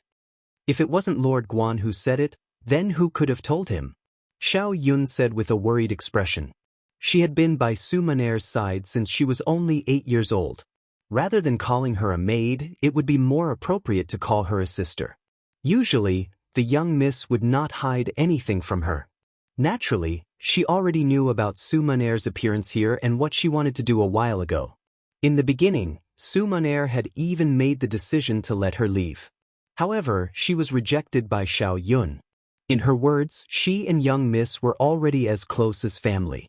They should go through thick and thin together. The more important excuse was that once she left, it would be hard to avoid suspicion. Moreover, this matter was caused by the emperor. Without permission, she would not be able to leave even if she wanted to. Su Maner was naturally very touched by Xiao Yun's unwavering loyalty. However, when she thought of the benefits she could obtain after the matter was completed, she finally made up her mind to continue with the matter. However, she felt a little guilty that she might have implicated Xiao Yun. Now, in the face of Xiao Yun's question of who told Yang Chendong that she was sent by the emperor, Su Maner shook her head lightly. Now is not the time to pursue these matters. There is no point in doing so. What's important is how he sees it and whether he will be wary of us. If that's the case, I'm afraid that we will have to be extra careful with our every move. After all, you can see from our interactions these days that he is not simple. He might even be much smarter than we imagined. Although the two of them did not mention who he was, this name had long been understood. Other than Yang Chendong, who else could it be? Thinking of Yang Chendong, thinking of his talent and youth, Xiao Yun couldn't help but be moved as she said, "Miss, do we really have to do that? I think he's quite nice. If we give up on the plan and tell him everything, do you think he'll protect us?" Protect us? After Su Maner heard this, she shook her head. Under the heavens, all lands belong to the emperor. We are just women. We just have some good looks. Who do you think would offend the emperor for us? Besides, it's not like you don't know that I'm not afraid of death. What I want is results. That way, even if I die in the underworld, I can still laugh. On the other hand, if you can't do it, even if you continue to live, what's the difference between you and a walking corpse? As if she had said something sad, Su Maner's eyes revealed a sorrowful expression. Miss, don't think so much. For your peace of mind, we'll just continue to do it. At most, we'll just die together. In the next life, we can still be good sisters.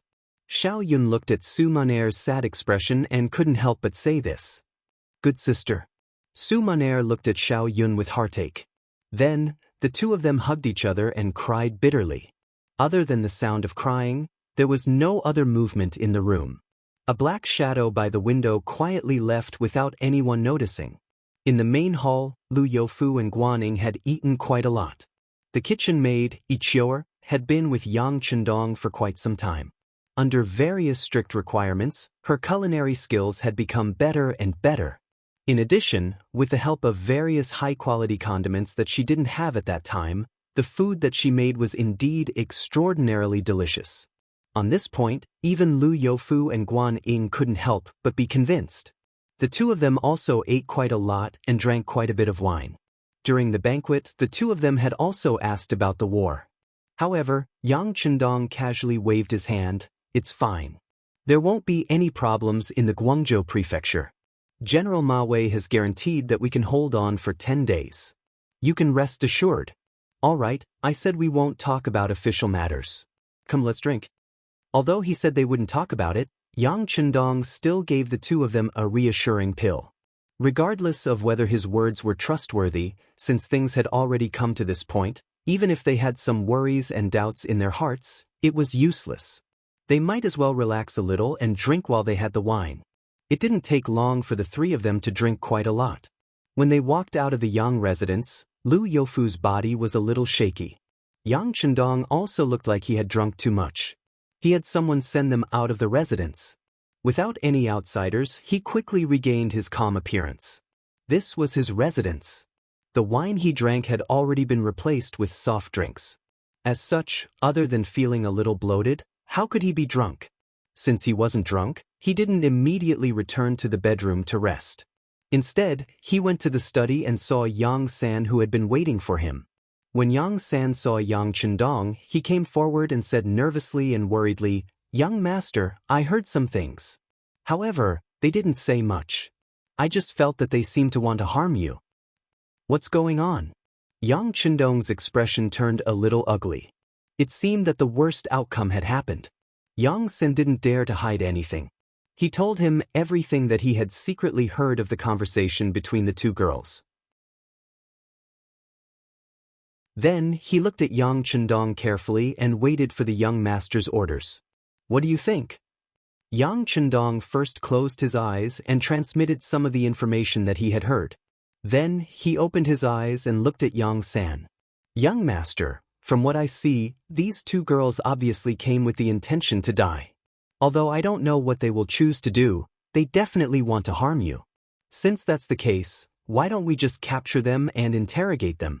I'm not afraid that they won't tell us their purpose. Yang San made a grabbing motion. No. Yang Chendong rejected. If they really want to harm the young master, and they are here on orders, it won't help even if we capture them. If the mastermind's plan doesn't work, he will definitely come up with another plan. Instead of being on guard, why don't we just keep them and keep an eye on them? Young master, you're right. Since that's the case, I will send people to keep an eye on them. I will also send people to investigate and try to find out the truth. Yang San felt that Yang San's words made sense and nodded in agreement. Yes, it is necessary to investigate. However, if they are really here on orders from the emperor, there won't be many people who know about this matter. If that's the case, it will be very difficult to find out the truth. How about this? Make the arrangements. If you can investigate, investigate. If you can't, just let them go. Don't let them be on guard and alert them. Yang Chendong wouldn't underestimate anyone, not to mention Zhu Qizhen. Even if he was the emperor, he should have capable people by his side. Although the spies of the Security Bureau were very powerful, they couldn't cover everything. He didn't want their actions to cause Ying Zong to be on guard. Not only would they lose their brothers, but they would also change their strategy. Understood. I thank the young master for your concern on behalf of my brothers. Yang San said sincerely with a face full of gratitude. The next morning, the people of the Yang residence packed up their things and left Ganzhou City. They met up with the Cold Front Battalion outside the city. The 1st and 3rd Battalions of the Cold Front Battalion were transferred away one after another. Only the 2nd Battalion and the direct subordinates led by Commander Luo Po were left, totaling 400 people. As for the auxiliary soldiers, 4 battalions were transferred away. There was an ordinary battalion with 300 people and a reinforced battalion with 500 people, totaling up to 800 people. The mercenaries were left with 1,200 people. Lu Youfu and Guan Ying only had 1,000 soldiers with them. Both sides added up to 2,200 people. Looking at the pitiful number of soldiers, the officials of the Great Ming Dynasty were worried. In their minds, with only 2,000 soldiers, not to mention solving the crisis in Guangzhou, if they were to encounter the Yellow Bandits, it was unknown whether they would be able to escape alive. Very good, it's enough. On the other hand, Yang Chendong looked at the advancing troops that were constantly passing by and nodded his head in satisfaction. He even jokingly said to Lu Youfu and Guan Ying who were following beside him, "It's good to have fewer people. They are more mobile and can move faster. They don't have to bring so much military supplies and fodder. It saves a lot of trouble." Yes, as the imperial envoy says, it is true. Lu Youfu agreed with a bitter expression. However, in his heart, he thought that the only benefit of fewer people was that once they encountered an enemy, they could escape faster and would not be encumbered. Just as Yang Chendong said, they had more mobility. Regardless of what other people thought, Yang Chendong would not explain anything to them. After seeing the army depart as scheduled, he returned to the luxurious carriage to rest. If he could sit, he would not stand. If he could lie down, he would not sit. Once Yang Chendong entered the carriage, he quickly fell asleep under the care of Hu Yen and Lady Shui. Not long after, there was even the sound of light snoring. Guan Ying had originally wanted to come over and ask about the plan. He wanted to see what Yang Chendong was going to do next. What did he need him to cooperate with? However, when he arrived at a place not far from the carriage, he heard the snoring sound. His face immediately turned bitter, but at the same time, he began to feel anger in his heart. He even had the impulse to roar and drag Yang Chendong out of the carriage. He wanted to interrogate him on what he was thinking and what he wanted to do. However, all of these thoughts were dispelled when he saw Beta Persei guarding the carriage on a horse. If he did it forcefully, he would be the one to suffer. Of course, he was not afraid of suffering. He was not even afraid of death. However, because he disturbed Yang Chendong's rest and was beaten up, it did not seem worth it. Forget it. When we get to Guangzhou, I'll see what you do. Thinking angrily in his heart, Guan Ying left to find paper and brush. He wanted to continue writing the battle report. He wanted to report all of Yang Chendong's inaction. He wanted the world to know how lazy this imperial envoy was. He wanted the world to know that the so-called god of war was not worthy of his name.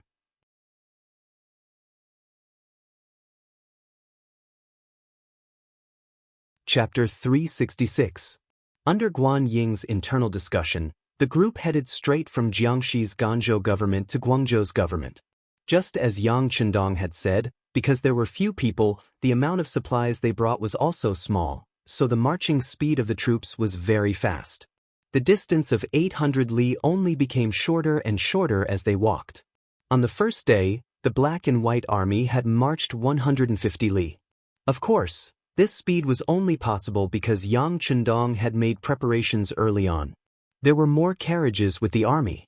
Once a soldier was tired, they could take turns to rest on them. On the first day, they traveled 150 li. After 4 hours of rest, the army continued to move forward. The 300 Ming soldiers who were originally at the front of the army were also replaced. The elite 2nd Battalion of the Cold Front was in charge of the vanguard. Imperial Envoy, you can't go like this. If this continues, everyone will be exhausted before we reach Guangzhou's government. Lu Youfu panted heavily as he jogged to the side of Yang Chendong's carriage. His face was full of grievances. Guan Ying also followed over. This time, he didn't say anything. With his physical strength, he could still keep up at this speed. Most importantly, he had a warhorse, so it was much easier. Is it very tiring like this? Is it very fast? The curtain of the carriage was lifted. Yang Chendong's face was revealed. However, from the way he spoke, he seemed to be very shocked. Of course it's fast. Imperial Envoy, don't you know that our army's movement speed is usually around 60 li a day? Under the circumstances of rapid marching, 100 li is already the limit. If we travel 150 li a day, people will die. There will be big problems. His figure was already fat. After this torment, he was even more out of breath. Although Lu Youfu had a carriage to sit in, he was used to sitting in a sedan chair. It was very stable, unlike this carriage which swayed back and forth for a day. It was enough to torment him to death. Yang Chendong listened to Lu Youfu's words. His face was full of disbelief. Sir Lu, didn't I already tell the army to bring less supplies? Traveling light should be faster, right? Yes, of course it's faster to travel light. However, it's still too much to travel 150 kilometers a day. Lu Youfu said resolutely. He didn't seem to have any intention of giving up. This was the first time he was so serious about something since he met Yang Chendong. When Yang Chendong saw this determined look, he knew that it would be very difficult to convince this person, so he simply gave up on the idea. Forget it. Since Lord Lu walks so slowly, I'll just stay behind. General Guan, you happen to be here as well. Let's see how many people in the army can't hold on any longer. Let them stay behind and slowly catch up. Of course, if anyone is willing to come with us, you can come with us. After saying this, Yang Chendong entered the carriage, leaving Lu Youfu and Guan Ying outside. What does this mean? Lu Youfu's face was filled with doubt, and even some resentment. He looked at Guan Ying as if he was complaining. At this moment, Guan Ying was really angry. If Yang Chendong didn't inform him of the division of the army, he could tolerate it. After all, he was an imperial envoy and the main general. He could tolerate it if the army didn't go to the rescue of the Guangzhou government. After all, he didn't have much power and official position. However, now that the army had set out, Yang Chendong still acted as if he didn't care about the soldiers at all. He couldn't tolerate it when he gave the order to abandon the hall. There was no need to tolerate it anymore. At this moment, Guan Ying was ready to flip out. However, before he could say anything, the curtain of the carriage was opened again. Yang Chendong had changed into a camouflage military uniform and walked out. Yang Chendong, who was wearing a camouflage military uniform, easily made people's eyes light up. If it was said that wearing a green robe before could show off his scholarly temperament, now that he had changed into the uniform of a mercenary, he was really very heroic. The clothes seemed to be tailor-made for him. They fit him so well. A beret was worn diagonally on his head, making him look like a completely different person at this moment. The carriage will be left behind. I'll have to trouble Sir Lu to take care of it. I will personally follow the army. I don't ask for much. You can follow as fast as I can. How about it? Oh right, General Guan, you won't back out, right? The moment Yang Chendong landed on the ground in his shiny black combat boots, he said this with a calm attitude. Really? Guan Ying's eyes lit up when he heard that Yang Chendong was actually going to set out with the army. There's no joking in the army. Of course it's true. I'll go first. Follow me. Amidst the laughter, Yang Chendong had already started walking. Beside him, Tiger's Mane, Beta Persei and the others followed. Only Tai Qingyi, a few female soldiers, and a squad of Lung Feng soldiers were left beside the carriage. The imperial envoy was going to follow the army and walk at the very front. The requirement was that the army's speed was the same as his. When this news spread, it immediately caused a commotion. Some of the Ming soldiers who were originally thinking about whether or not to stay in the rear were all energized. During the Ming dynasty, the status of soldiers was not very high. In particular, soldiers were considered a lower class. However, compared to ordinary people, they had an advantage, which was that they could achieve military merits on the battlefield. Once they achieved military merits, they could be promoted from a soldier to an official and walk on the path of the sun. Therefore, once a war appeared and there was a chance to win, most soldiers would not think of giving up. They originally thought that with so few people and in such a state, would it be possible to win the battle after rushing to Guangzhou House? If they could not win, then it was better to stay in the rear. At least they could escape if the situation turned bad. However, when they heard that the imperial envoy was going to follow them and that he was going to use his walking speed as a benchmark, everyone became excited. In their eyes, the so-called lord was mostly an embroidered pillow. If he wasn't born well, then he was well educated. Compared to marching and fighting, he was naturally not a match for them.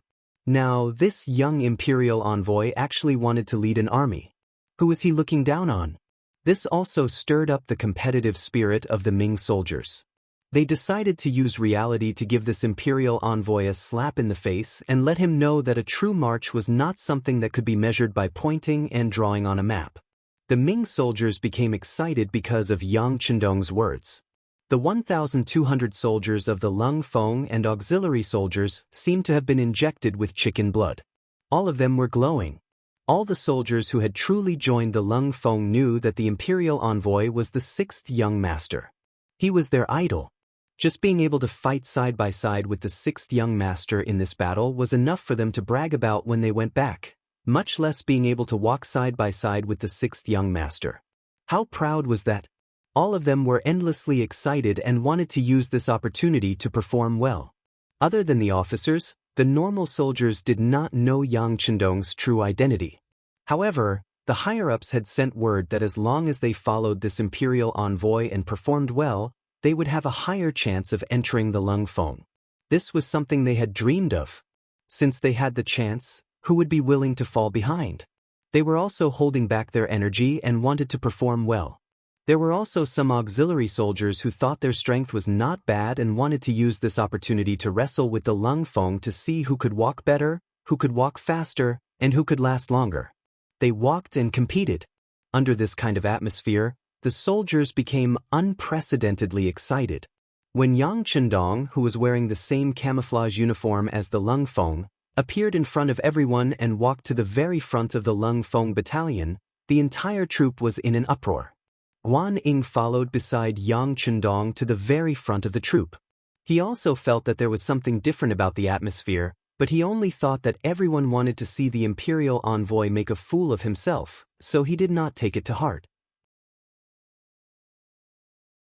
Instead, he seemed to kindly remind Yang Chendong, "Lord Imperial Envoy, please do not try to show off. If your stamina is not good enough, remember to say so. The army is still waiting for your command. Don't worry, this imperial envoy will not fall. You, on the other hand, must follow closely behind me. If you are left behind, you can find a horse to ride. Don't disgrace the name of the Ministry of War." How could Yang Chendong not know that the other party was looking down on him? He was not afraid of anyone when it came to the art of talking. Not to mention, ever since he became Yang Chendong, he had trained a lot. Usually, when he was at the Yang Manor, he would secretly increase his own strength. Everyone only saw that the sixth young master had run the same distance as everyone else, but they did not know how many sandbags were tied under his legs. Not to mention, in his previous life, Yang Chendong had participated in more than 10 emergency training sessions. Not to mention his speed, even his comrades could display the speed of a human body at critical times. Just like during the Wenchuan earthquake, his comrades had rushed to the earthquake zone at a speed of 200 kilometers a day. However, this was far from his limit. In short, Yang Chendong treated this march as a kind of warm-up training. He had no intention of showing off to others. It was with this thought that he relaxed his body and mind even more. When he rushed on the road, he took large strides and was extremely fast. The group began to move. Yang Chendong walked at the front of the group. Apart from a few cavalry scouts, there was no one else in front of them. There was no one blocking the front.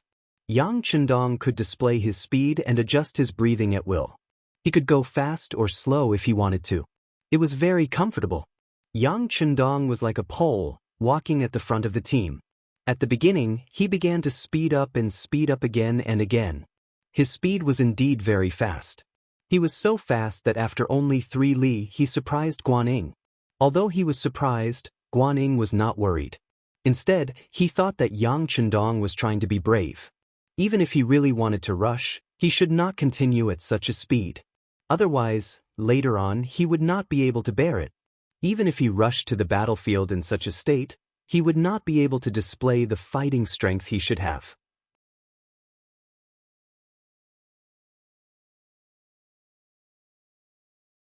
Chapter 367. He wanted to remind Yang Chendong to pay attention to speed and frequency, but he considered that this was the best opportunity to slap him in the face. In the end, he swallowed the words he wanted to say. He wanted to see how long this person could pretend for. Contrary to what Guanyin thought, Tiger's Mane, Beta Persei, and the others, who had been by Yang Chendong's side for many years, were calm. If it had to be said, they were somewhat surprised. Their calmness came from their belief in the young master's personal strength. Their surprise came from feeling the self-confidence on the young master's body. They even had a feeling that the sixth young master's strength seemed to be even more unfathomable. Yang Chendong, who had just turned 21, was indeed in the best condition of his body. Compared to his previous life where he would inevitably suffer from hidden injuries after completing various missions, he was now completely unscathed. He only seemed to have an inexhaustible amount of strength. At this moment, he only wanted to sweat to his heart's content. Only by doing so could he feel extremely happy and comfortable. Thus, in the eyes of others, Yang Chendong, who was showing off, was just doing normal training. This was just walking. There was no need to run. In his mind, this could not even be considered a rapid march. Even if he could sweat, it would only be a small amount. In order to achieve the goal of sweating a little more while walking, Yang Chendong began to accelerate a few times in succession. This was just to expel more of the impure air in his body. Even if he did not think it was a rapid march, this kind of speed was already very fast in the eyes of others.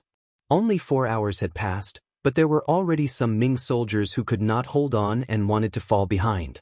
If it were not for the fact that they wanted to see how long this young imperial envoy could hold on, and this curiosity was too great, there would probably have been more people who could not hold on. He really knows how to act, but he does have some strength. He actually managed to walk at a fast speed for 4 hours. Very good, I want to see how long you can last. Guanyin thought to himself. Such a march was actually a challenge for him. In the past, when he was with the army, he always rode a horse. This time, he was not used to using his feet. In addition, Yang Chendong did not give everyone a time to adapt. Instead, he sped up in the eyes of others. This made this brave general feel more or less exhausted. Fortunately, Guan Ying was young and had a good physique, so it was not impossible for him to hold on for 4 hours. Another 2 hours passed in the blink of an eye. During this process, the team stayed behind for 15 minutes to eat and replenish their nutrition. As the saying goes, one is not afraid of walking slowly, but one is afraid of stopping. Once they stopped, they would feel all sorts of discomfort all over their bodies. It was normal for their backs and legs to ache. There were even some people who could not continue once they stopped and did not have enough time to rest. After 15 minutes of rest, more and more Ming soldiers fell out of the group. They could see that even if this young imperial envoy was showing off, his ability to hold on was not something they could compare to. This person did indeed have some skill. General Guan Ying also had the same thought. At this moment, he had to admit that this young loyal duke's physical strength was indeed very good. It was so good that even he had to admire it. However, if he admitted defeat like this, he could not. While eating, he was endlessly recovering his strength. He was also wondering whether Yang Chendong would continue to walk or whether he had finished showing off and was preparing to get on the horse. He did not give Guan Ying much time to think. When Yang Chendong ate, his speed was indeed fast enough. If it was someone who did not know, they would not be able to link the way he ate just now to the imperial envoy. He ate much faster than many people. After drinking water, Yang Chendong closed his eyes and rested. This was a habit he had developed in the past. He could always seize every minute on the battlefield and rest at the first moment. The benefit of this was that under the same level of training, he would have more energy and stamina than others. Sometimes, it was this extra bit that allowed him to become the final victor. When the 15 minutes were up, Yang Chendong quickly opened his eyes and set out on the journey in an easygoing and energetic manner. Moving with him were still Tiger's Mane and Beta Persei, as well as even more Leng Feng and auxiliary soldiers. Compared to the Ming soldiers who were swaying left and right, unable to stand or sit properly, these 1,200 mercenaries still maintained their formation. Although some of them showed signs of fatigue, their energy was still quite good. Especially when the group was about to continue setting out and the commanders of the various battalions and platoons began to shout the order to gather, they moved even more quickly without any intention of dragging their feet. All of this, in Guan Ying's eyes, made his eyes sparkle. At this moment, he more or less felt the strength of the mercenaries. The group continued to move forward. Another 2 hours, 4 hours, 5.5 hours passed. People who had fallen behind began to appear one after another. There were almost no Ming soldiers left, and even among the auxiliary soldiers of the mercenaries, there were people who had fallen behind. On the other hand, the elite Leng Feng battalion did not fall behind, and they were still full of energy. This was the difference between a regular army and an auxiliary soldier. To become a member of the Leng Feng battalion, not only did they have to have a strong political background, they also had excellent military qualities.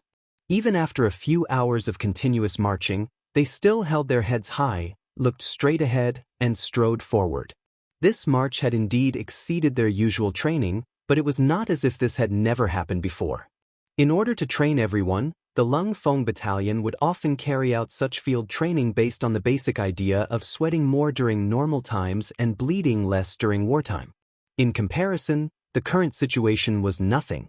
Not to mention, their idol and spiritual pillar, the sixth young master, was walking at the front of the group. Even though the sky was completely dark, the figure holding the torch was still like a beacon, guiding everyone forward with large strides towards the bright and clear road that was filled with a beautiful future. Guan Ying was tired. Very, very tired. He made a rough calculation. Excluding the 15 minutes of rest while eating, the group had been marching for 20 hours. They had walked for a total of 250 miles, which was close to a day's time. At this time, the sky had begun to brighten, indicating the arrival of a new day. Exhaustion and tiredness made him want to fall to the ground and sleep, but an unyielding spirit persisted in his body. This was perhaps the only motivation for him to persist until now. Everyone rest. You have 15 minutes to eat and drink. If there is someone who needs to relieve himself, please hurry. We will continue in 2 hours. The voice of the commander of the 2nd Battalion of the Lungfeng Battalion, Chen Bo, finally rang out. With this shout, the group started to stop moving forward. Then, hundreds of groups disbanded. But even so, there was still not much noise, and no one complained. Some people just went to solve their own problems, and some even took out pieces of meat patties that were warmed by their bodies and wolfed them down. The 1st Lungfeng Battalion and the auxiliary soldiers had brought a lot of meat patties like this before they set off. In the bags behind them, there was enough food for them to eat for a few days. After every rest, they would take out new meat patties from the bags and put them in their clothes. When they waited for the next time to eat, it would be warm again. The benefit of this was that it could save time to eat.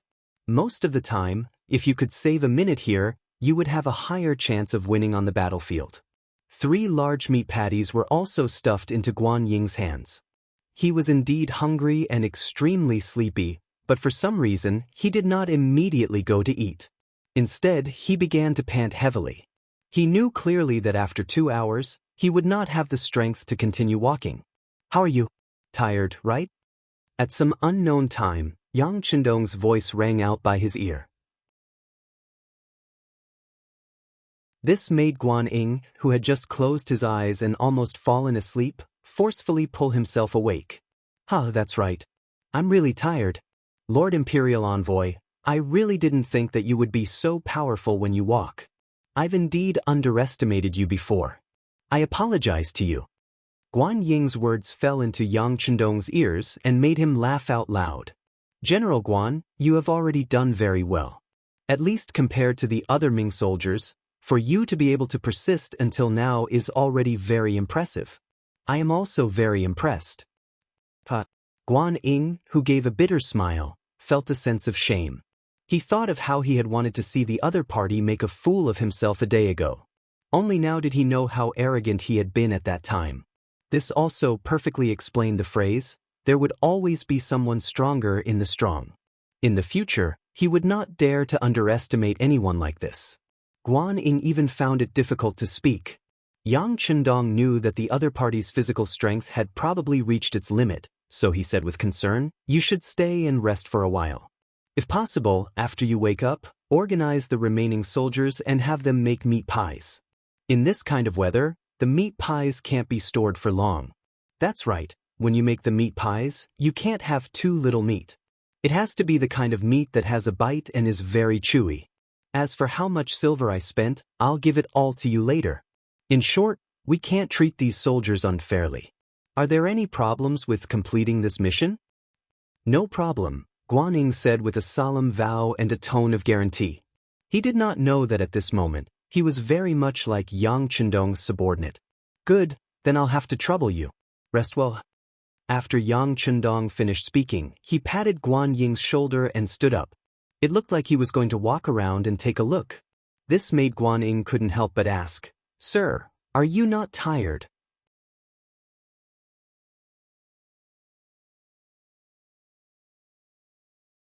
Chapter 368. How can they not be tired? But the soldiers are tired too. They need to be comforted. Sometimes, a general is more like a parent. You must know how to care for your soldiers. Only then will they work harder on the battlefield and bring you more glory.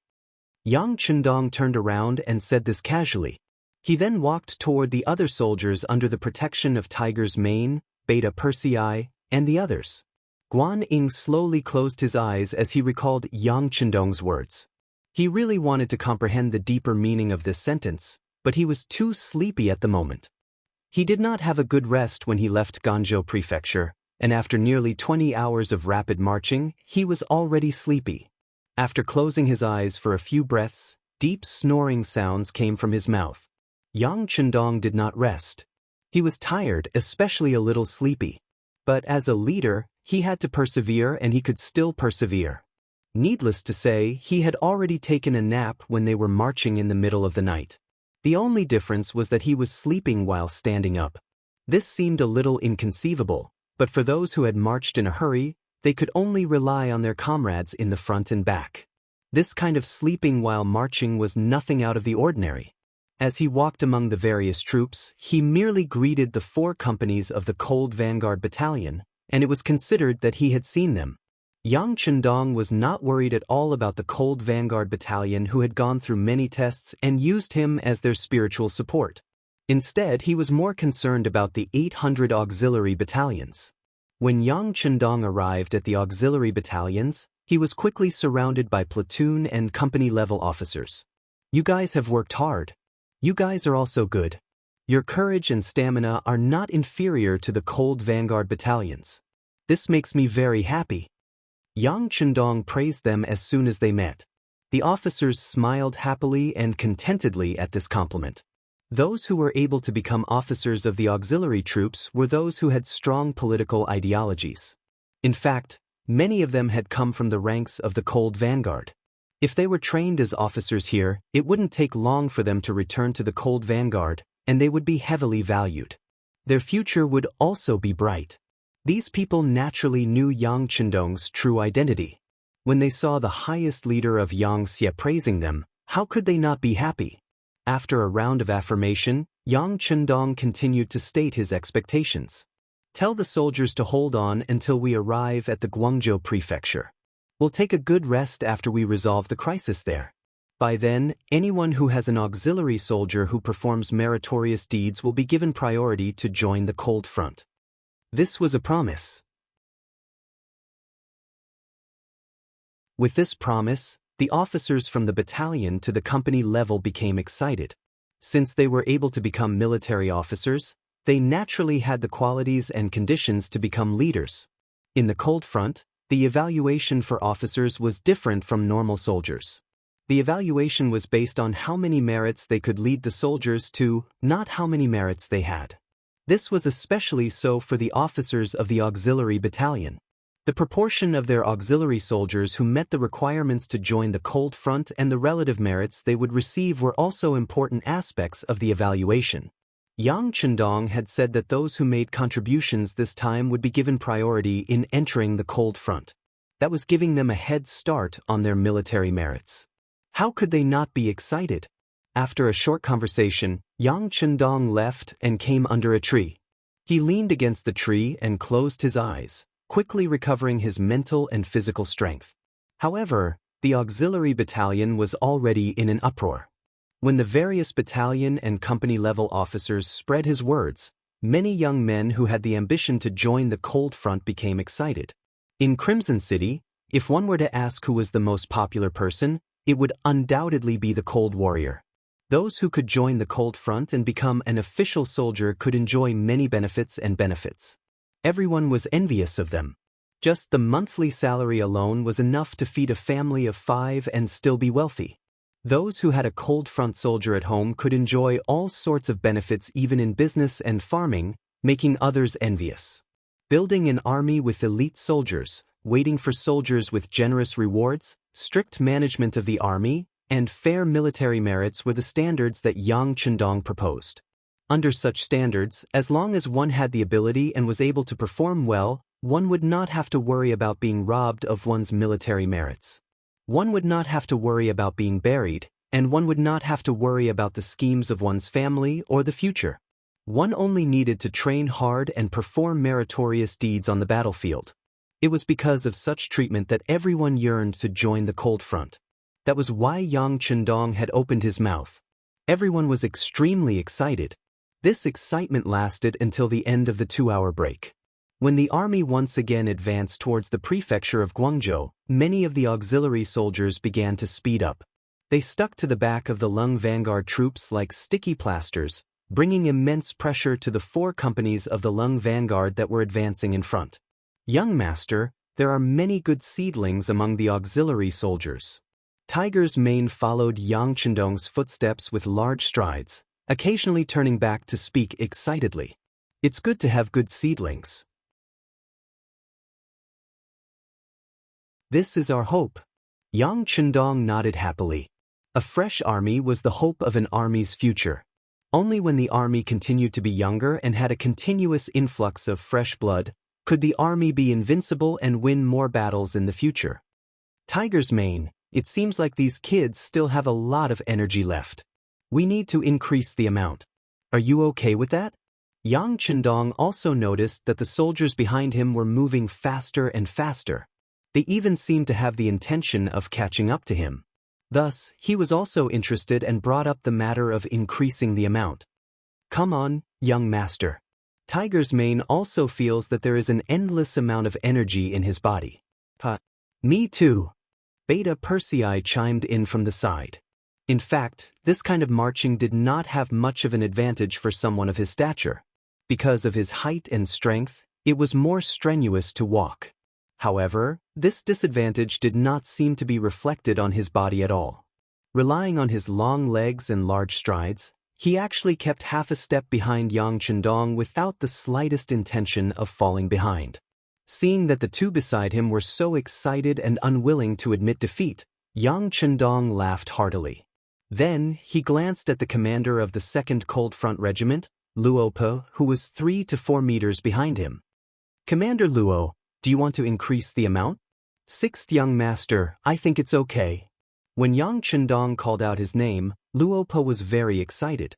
Although he was considered a high-ranking officer in Yang Xie's army, he did not have much time to interact with Yang Chendong. Now that he could be in close contact with him and have a better opportunity to perform, of course, he would not let go of it. These kids usually have too much energy. Today is a good opportunity to see where their limits are.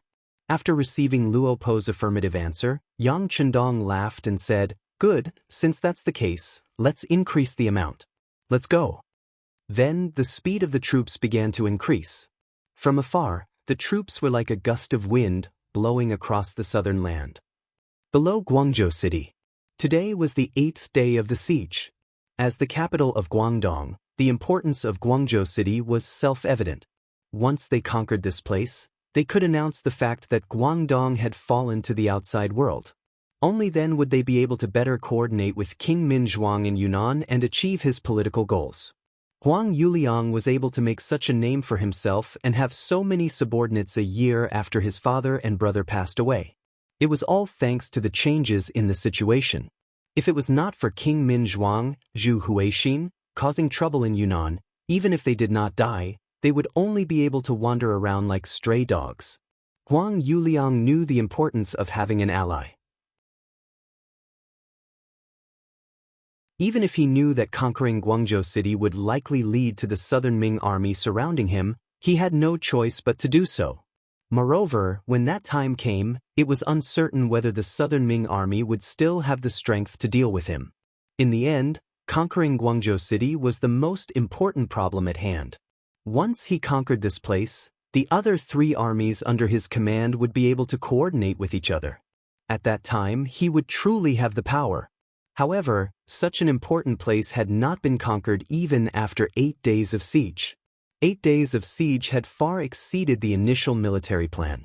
Due to the lack of success, the morale of the Yellow Bandit army had been severely affected.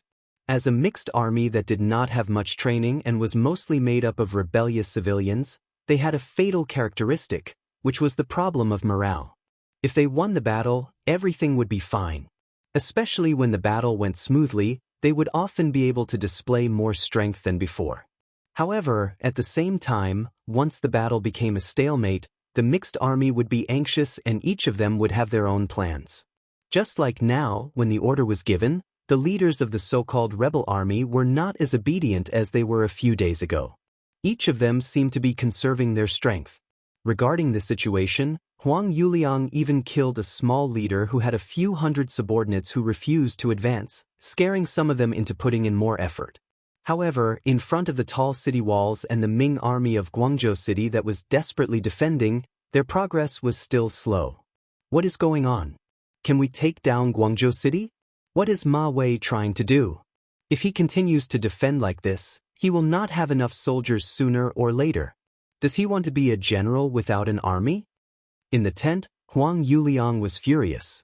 He had a frightening look on his face as he reprimanded the subordinates beside him. Huang Yuliang was furious, and the battle was not going smoothly. The other generals naturally lowered their heads and did not say anything. However, his trusted general, Geng Jun, who was the head of the 4 heavenly kings under Huang Yuliang, stood out. "Young master, this Ma Wei is unmoved by force or persuasion. I think he is waiting for reinforcements. We only need to dispel his worries, and Guangzhou City will fall without a fight." You're tuning in to the Wang Lin's Journey YouTube channel. Don't forget to subscribe and join us on this journey to catch the most captivating stories.